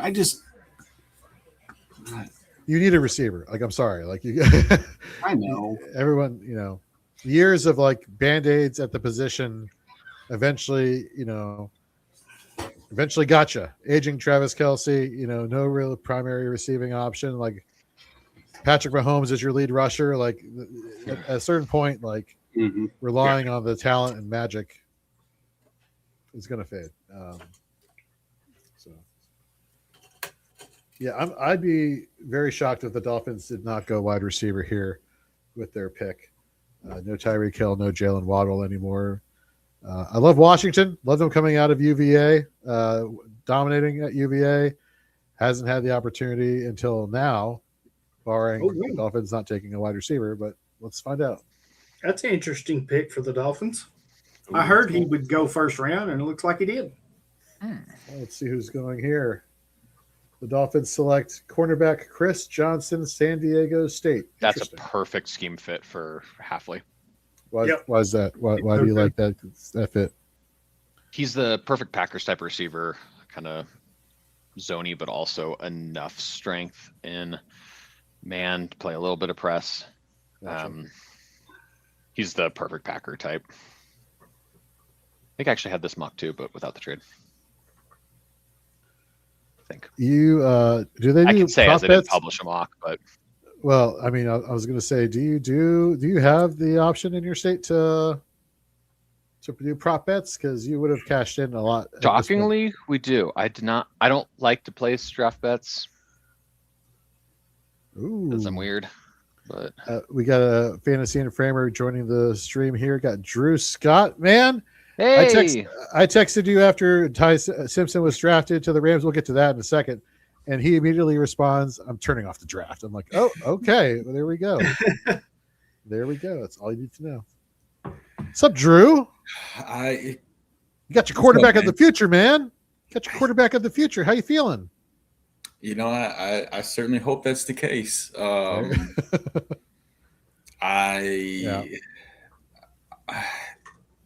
I don't know, man. I get that you don't like try to go win a Super Bowl in the draft, and that you build for the future through the draft. You build for now through free agency. Like, I understand all that, but whenever you've got a roster that's this close to being Super Bowl ready, and you've got this extra pick that you shouldn't have ever had in the first place, but Atlanta kind of let it fall in your lap. It's just like, why not get that last piece to go make a run? But I also was just New not England a with the quick Ty- move up. Oh shit! I also was not a Ty Simpson guy, and so it's easy for me to not like the pick.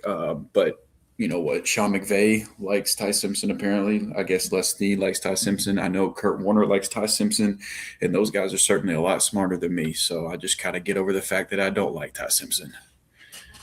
Got Okay. Charlene in the chat. What's up? Happy draft day to you, Charlene. Pick is in. For the New England Patriots who moved up. Yes. Okay. Romeo Dubs, AJ Falk Brown. would be. Who are they I bet. going? Offensive They line. liked Falk. Oh, Or replace. Yeah. Yep. Caleb Lomu, Utah. Also, okay, makes sense. Hey, Drew. What's up, Nate? Nothing. Good timing. Figured I'd come on and check out the last few picks with you guys. Y'all been Yes. crushing it tonight. Thank Thank you. you. Anybody been like live updating rookie rankings or anything tonight? I pulled up my IDPs and I've been doing that, and wide receivers have now. So have you had updated. have you had any movers? Nobody that is jumping up like. Sean. I guess Malachi Lawrence for me is probably moved up from my 8 to my 5 right now. Defensive lineman. Well, I can tell you, I moved Ty Simpson up to my QB2. He is now over Nussmeier, unfortunately. I think he. I know we actually had talked him at about 2. I had him at 2, and then Nussmeier at 3. Actually, so I know Let's move it on. JT talked about Nussmeier over him, but at this point you oh my can't. God. No, I can't do it. Unless like Arizona trades up in the back end here for Right, Nuss. yeah. I think, but even still, I don't think you can. So Charlene put something in the chat that she knows because I put it in our fantasy and frames chat that I am very sensitive about this. Did I just freeze on camera? Because I've been freezing the past few weeks, and You have a few times Mhm. for God. minor amount of time. Yeah, you froze. I didn't Only image, not audio. know if it was interesting. freezing or if it was an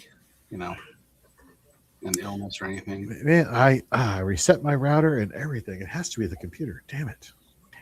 Yeah. We I do- feel Is you your on that. camera is your camera built into your computer, or is it? No. It's a it might be the- peripheral. I don't know how long you have the camera. I just got it actually. Okay, well then it might be the computer then. Yeah, I have 566 megabytes per second. So That should be Okay. Yeah, that should. Where be would we want to see the sufficient. Chiefs go? Sorry to divert. Maybe you're moving faster than that, and it's actually not resonating. Magic Man. Just the You're flash. moving that fast that you can't keep up.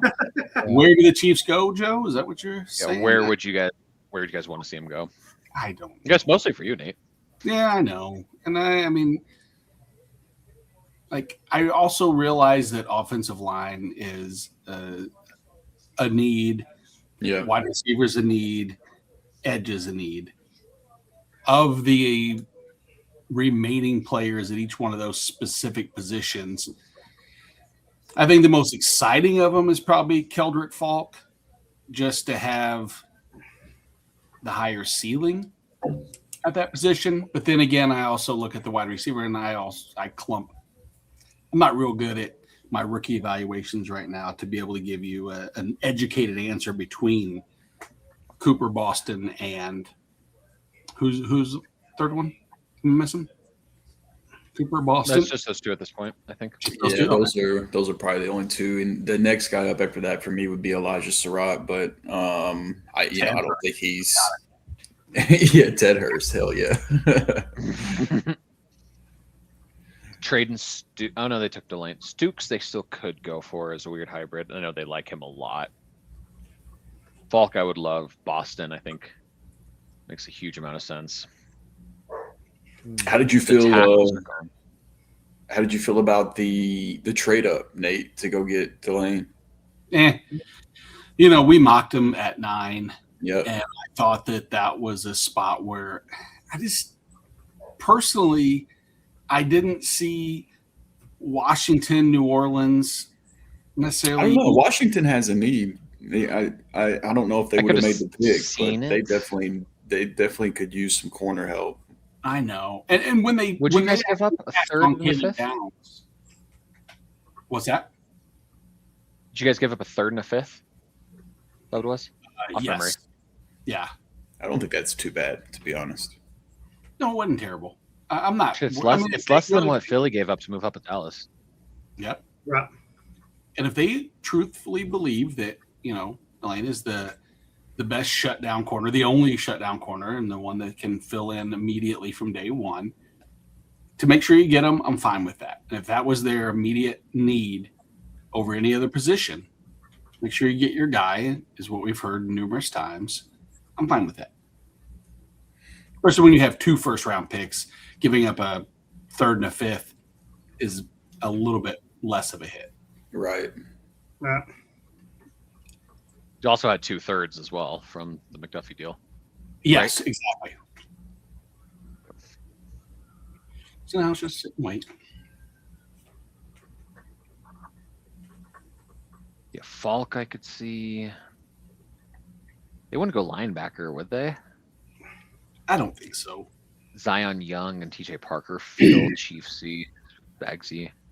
But McNeil Warren could be interesting. They could go linebacker though. I mean, considering they were, last year they were super deep at linebacker when you had Bolton, Tranquil, Chanel. They like Jack Cochran quite a bit still. In super depth. Oh, I see Roger walking up. Dukes is the only one they did a 30 visit with who was on the board, who was reasonable to take here. Oh. Peter Woods, defensive tackle, Clemson. Oh yeah. Nice. Hell Love yeah. that. Hell Of yeah. all the positions they didn't mention yes. defensive tackle, and that is. I mocked him to him at pick 40 in a number of different ones. And it was hard to. Some I could get him, others he was gone by then. So Love this. I love it. Yeah, it's a great pick. I mean, you're going to get Mansoor early for corner. Now you come back and get a defensive tackle who can help Chris Jones. And Peter Woods he's a stud, dude. I like this.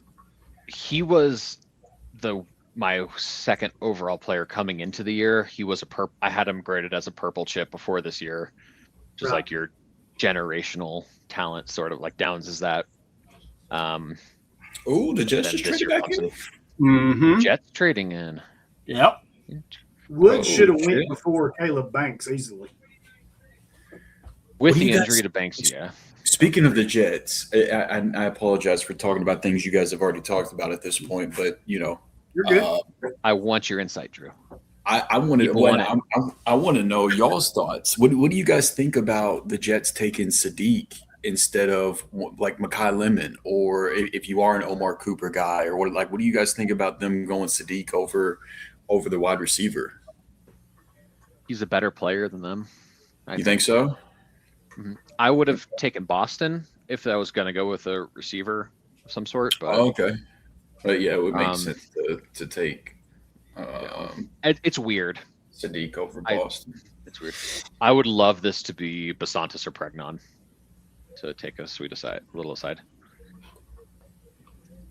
Let's see. I'm really surprised Jeremiah McCoy. That would be awesome for them. That's purely a knee thing. That should be the pick, though. Yeah, but like the ACL was so long ago. Like why? Like So the issue is the other knee. oh, so it's not even the knee that he injured that made him miss time in college. It's a different injury now. Oh shit. What I saw and heard is that basically he might either need a red shirt this year if he gets the other knee worked on, or if he doesn't get it worked on, there's a good chance he's out of the league before a second contract. Damn. Okay. Well, that does make sense why he would still be on the board then. For what it's worth, though, even with that, he's still the fifth player on my board overall. I think Damn, for real? even with he's fifth, only behind Downs, Reese, Love, and Mendoza. Oh, wow. It might have Look been at 14 picks later, but he's a fucking we stud. still Did they are take McCoy? correct in the Jets taking Omar. No, they took. They did take Omar Cooper. Wow. Interesting. Nice. Okay, now I'm not That's as good mad at count. this. Book We're not- D'Angelo Pons at 44. Book it. If he Yeah, takes it. Pons was getting some first round buzz there right at the end too. Yeah. I like The most I like Pons a super lot. popular comp for Pons is Aaron Glenn. So that's That's pretty poetic. right. I wonder if this is the This Denzel. is super interesting. Could this be the Denzel Boston spot right here? Which I won't be Buffalo. surprised if Denzel Boston doesn't get drafted, but in the first round. I think but- that if he doesn't, it's silly. I think he should be a first rounder. I think him and DJ Moore, that would be beautiful in Buffalo. I think that would really complement each other really well.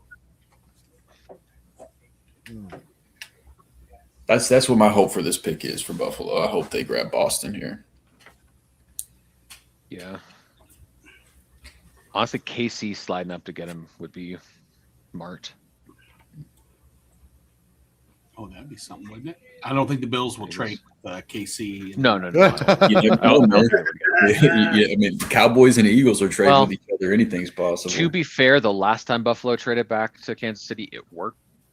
It's Xavier Worthy. True. Yeah, true. Isn't that who didn't Casey trade up with Buffalo just now to? KC just happened? and Buffalo did trade. Did they just happen? Okay. Oh, I was, don't- or no, it was the no, Rams. Oh, it was No, that was okay. But they did trade with each other whenever the Keon Coleman and Xavier Worthy. That was them, Did, right? and then Tennessee Panthers just and traded Bills. with Buffalo for this pick. What? What? Can you Yeah. imagine if Yeah, they take New another England wide receiver? jumped up to get Lomu. Good call, Oh, Hollywood. the Titans. Oh, I see what do you think they're doing? Another You wide see- receiver. Go crazy. I'm just God, kidding. if they took Boston here, Oh, that'd be insane. This is probably McCoy if Hot they're take. trading back in, right? Boston's better than Tate. You Super hot think, take. you think Denzel Boston's better than Tate? Oh I shit, think they're super close. No shade at Tate whatsoever. right. for Just like hyping I up think Boston. Boston's good. Yeah, I feel that. Yeah. I'm curious who McCoy they're would make sense. Falk, you guys have loved Falk. I've said that for 3 teams though. So Yeah. Basantis, Pregnon still there, make a lot of sense. Edge rusher would make sense here. Yeah. Falk, Yeah. Zion Young did a 30 visit with you Falk. guys. Parker. But now I'm not hating the Boston thought either. McDonald's would, after moving Sweat, wouldn't be crazy. Dude, Or if they, same with just Chris said, Miller. if they just said fuck it and went Boston and rolled out Boston, That would be hey, so that would be sick. crazy. I would like, maybe not the best way to go about it, but I would fuck with it so hard. Right? CJ Allen and Rodriguez also makes. God, the Titans can really go anywhere. Yeah, it's just in a bad Well, spot. the pick is in. I don't know what it is yet, but They jumped the Hawks, so that would make me think edge or corner. Or Yeah, corner. it could If be- Seattle gets could be Jermod corner. McCoy, god damn. Oh, I'm gonna be so pissed. If I get Ty Simpson and the Seahawks get McCoy, I'm gonna be so annoyed. wow. What are you doing? If this is McNeil Warren, I'm going to be very sad, though, as a Kevin Winston stan. yeah, that would suck. That'd be a bummer. Seems like you Have guys really they- like Winston, though. Have they said what they had to give up to get what the Titans had to give up to get back in the first? Sean, this is your It's 34, so let me Sean's our insider for the pick returns. Come on, Sean Sean, do said- something. Oh, Sean. Titans. Sean said 35, it 66, 101 for 31, 69, and 165. That's not bad. That's, yeah. There you go. They really I don't went hate from the that. fourth to the fifth. Keldrick Falk. Is that who it is? There it is. Bang. Congratulations. I like That's that. awesome.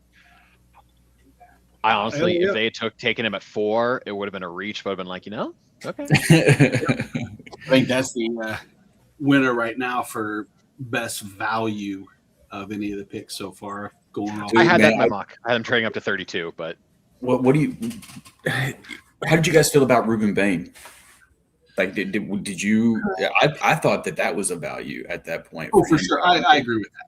Yeah, Like that really stuck out to me. I was and kind it of feels shocked. a need for them too. So Right? No, no. I mean, it was a good pick, but like I was just surprised he was still on the board at that point. I thought he was. it was gonna be like another. a Like top we talked 10 about, it guy. happens every year.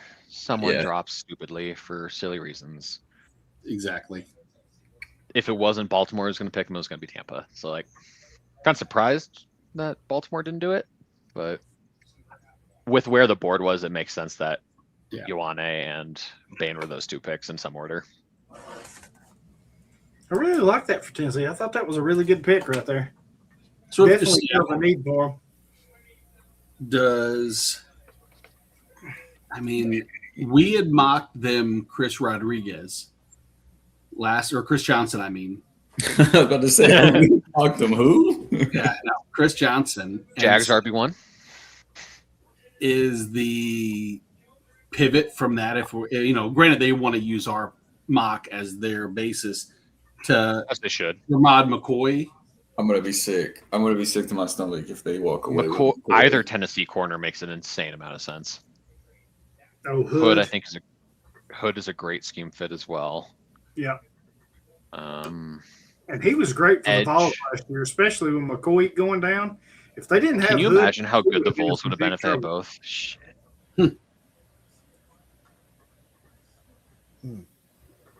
They could go a lot of ways here.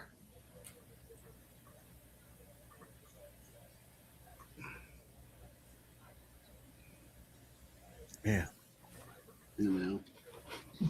suspense. Kind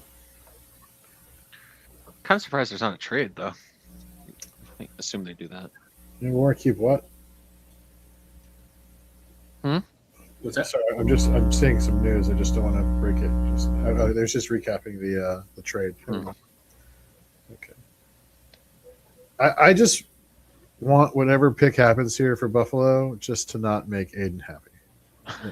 And I hope is that being bitter? Is that a little bit spiteful? I don't know. Meh. When's Buffalo pick? Where they at? Oh, pick number 35, it looks like. Yep.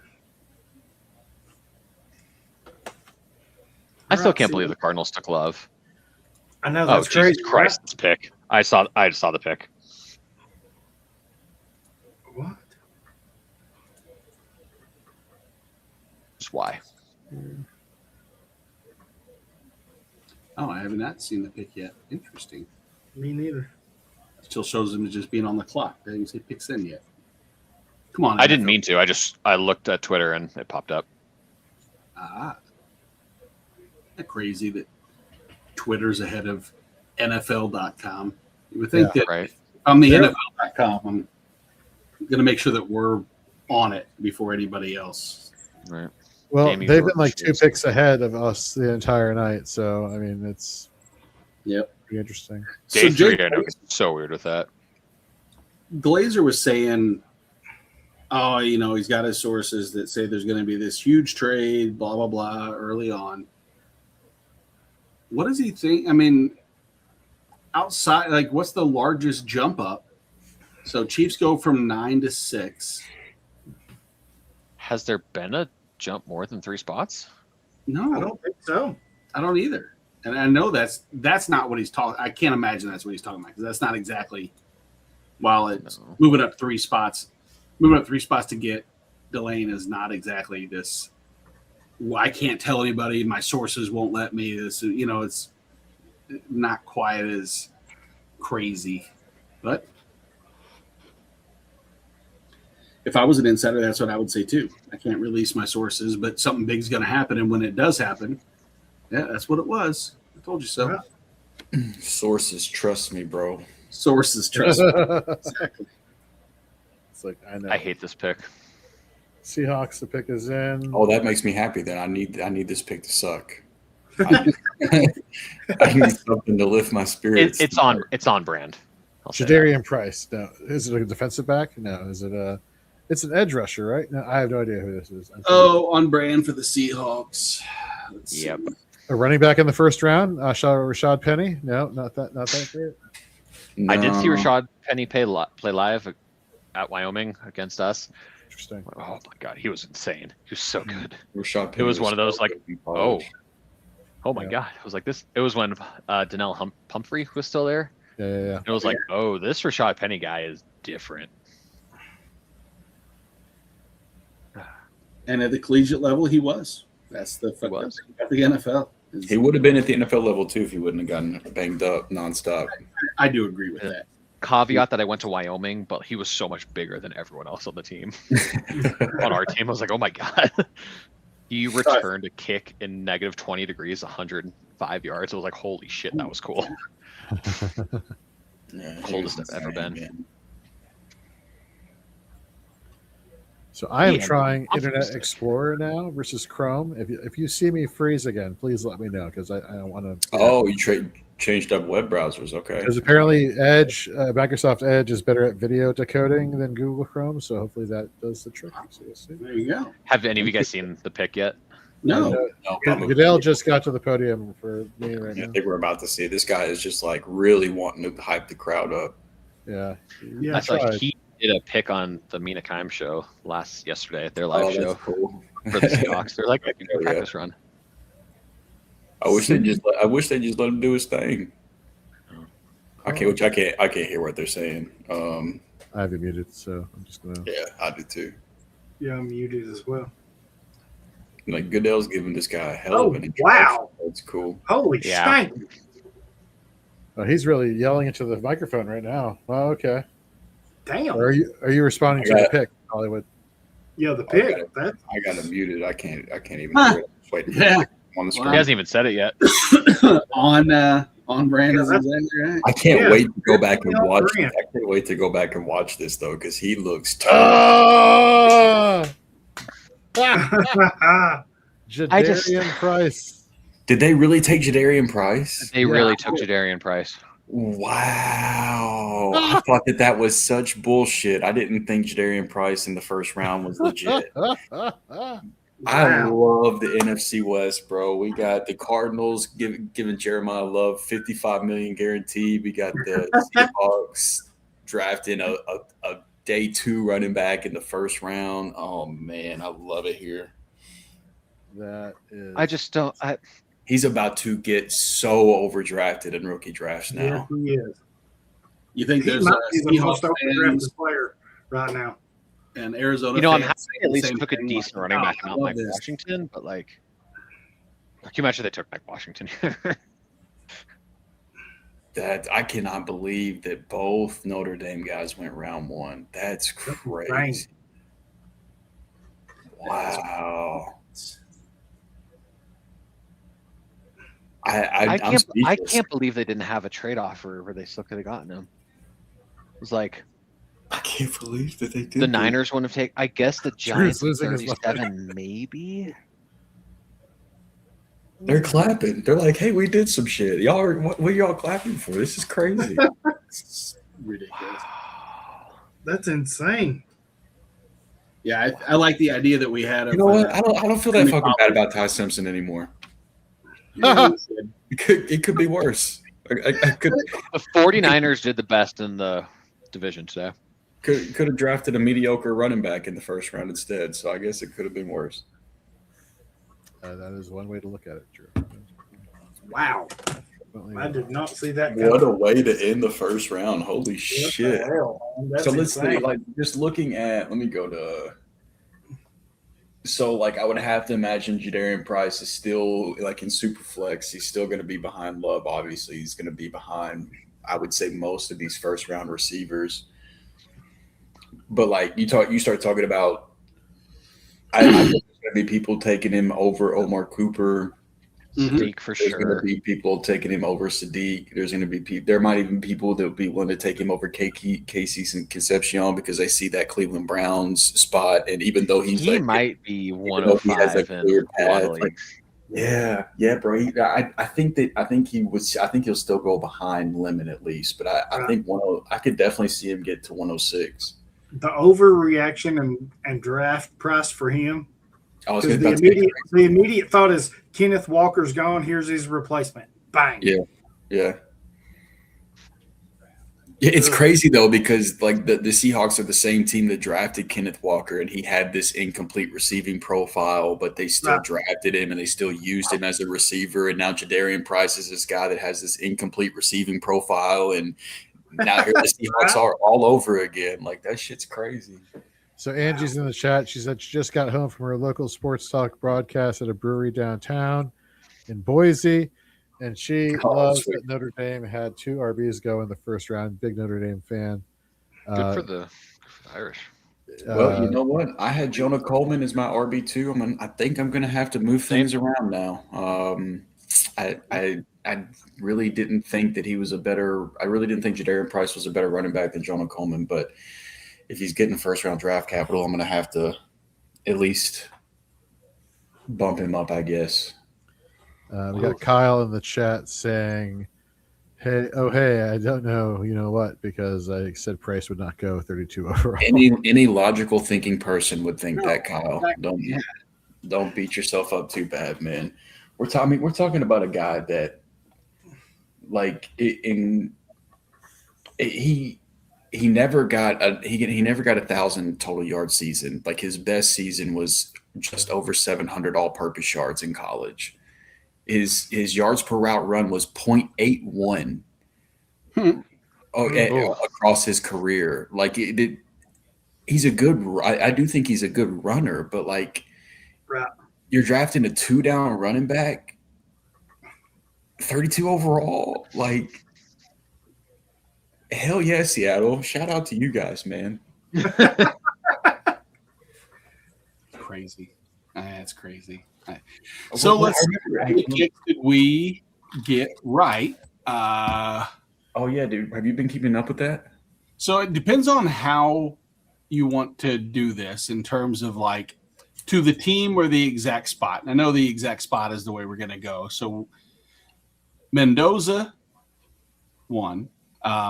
Technically, the Chiefs traded up to get Delane, who we had at 9. We have half credit for that. Mauigoa at 10. It was correct. Granted, it was the Bengals initially, but it is still holds true for the Giants. Ty Simpson. Real quick, while you do that, I know we didn't get Ty Simpson right. This is Jadarian Price's receiving numbers by season. 5 receptions for 65, 4 receptions for 10, and 6 receptions for 87. He had 15 receptions across his college career. and we're taking this guy in round 1. That's wild to me, man. Yeah. That's wild. But One of my Seahawks buddies, Shandon, was like, "This is what I get for laughing at the Cardinals." Yeah, it's man. I would rather, if I had to pick between the two, I would rather draft Love 3 overall and pay him $55 million guaranteed or whatever it is than draft Price 32. Like, even though I think both of them are bad moves, I'm just glad the NFC West is investing in running backs at the clip that they are. Make me feel a little bit better whenever I have to deal with this Ty Simpson shit for the next 2 years of when's he going to start. At least you guys took a shot on like a potential franchise-altering pick. Like, yeah, I just got to hope. I mean, my track record of evaluating quarterbacks has been piss poor, so I can lean on that and the fact that if I didn't like Ty Simpson, maybe that means he's going to be good because I have not had the best track record with evaluating quarterbacks. Running backs, receivers has been a little bit better. Quarterbacks, I try because I want to keep going, but I struggle. It has probably been the toughest position for me to try to evaluate over, the last 5, 6, 7 years since I've been doing this. Yeah, it's the hardest, I think. It's been that way for 20 plus years that I've been trying to figure it out, and a lot.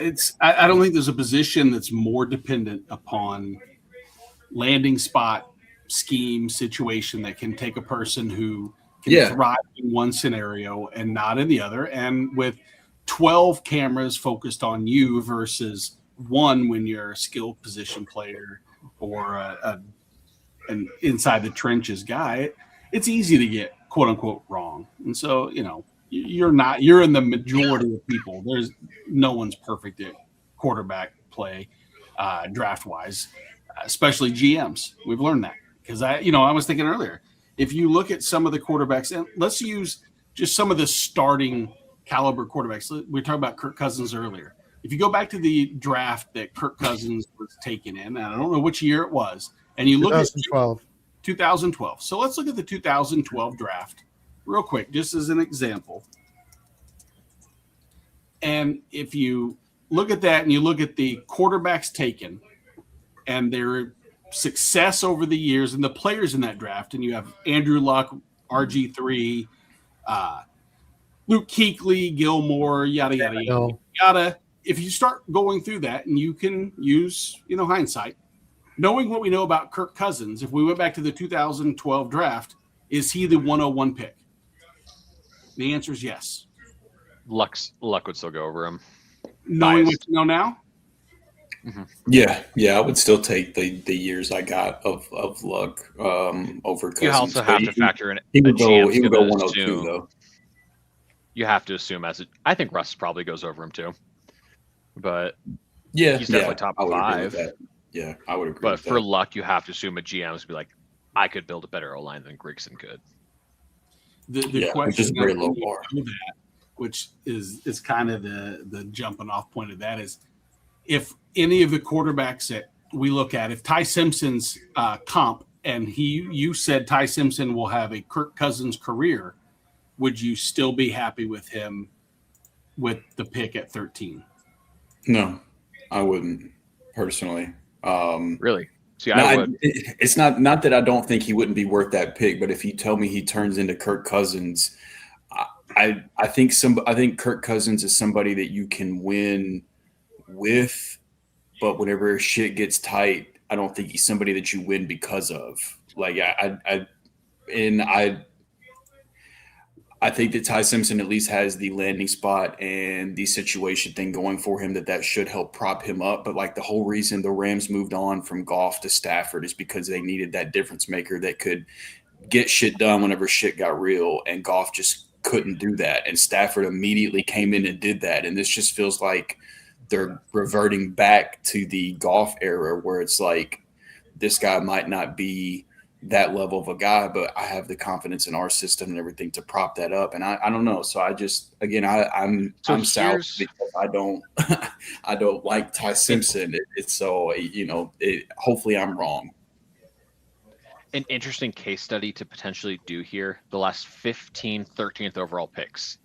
Nick Fairley, Michael Floyd, Sheldon Richardson, Aaron Donald, Andrews Pete, Laramie Tunsil, Hassan Reddick, Deron Payne, Christian Wilkins, Wirfs, Slater, Jordan Davis, Lucas Van Ness, Brock Bowers, and Kenneth Grant. I feel like you probably take a Kirk Cousins over half of those. Take him over Pete, Reddick, Payne. Wilkins is a tough one. Davis, Van Ness, Grant. Yeah, about half of them. And Michael Floyd, so and probably Fairley. Going back even farther, yeah, probably about half of them you take Kirk Cousins over. So I think I agree with that, and I do think that Ty Simpson can end up delivering on his draft value, but it's just I don't know, man. Whenever you take a quarterback in the first round, I just would really want it to be a different level. I made the same point you did with Stafford. They want a difference maker, a guy who can elevate a team. Yeah, Devil's advocating a little bit. Mm-hmm. Like, are you really ever going to get that guy outside of a massive trade like you did for Stafford, or top three with a May, Caleb, Luck sort of play? So, definitely. I don't know. those guys are very hard to come by. So that is a good point.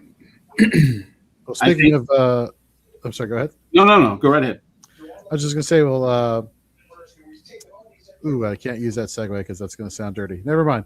In terms of guys to come by, but let's wrap it up for tonight's show. Thank you very much, everybody, for tuning into the first round coverage.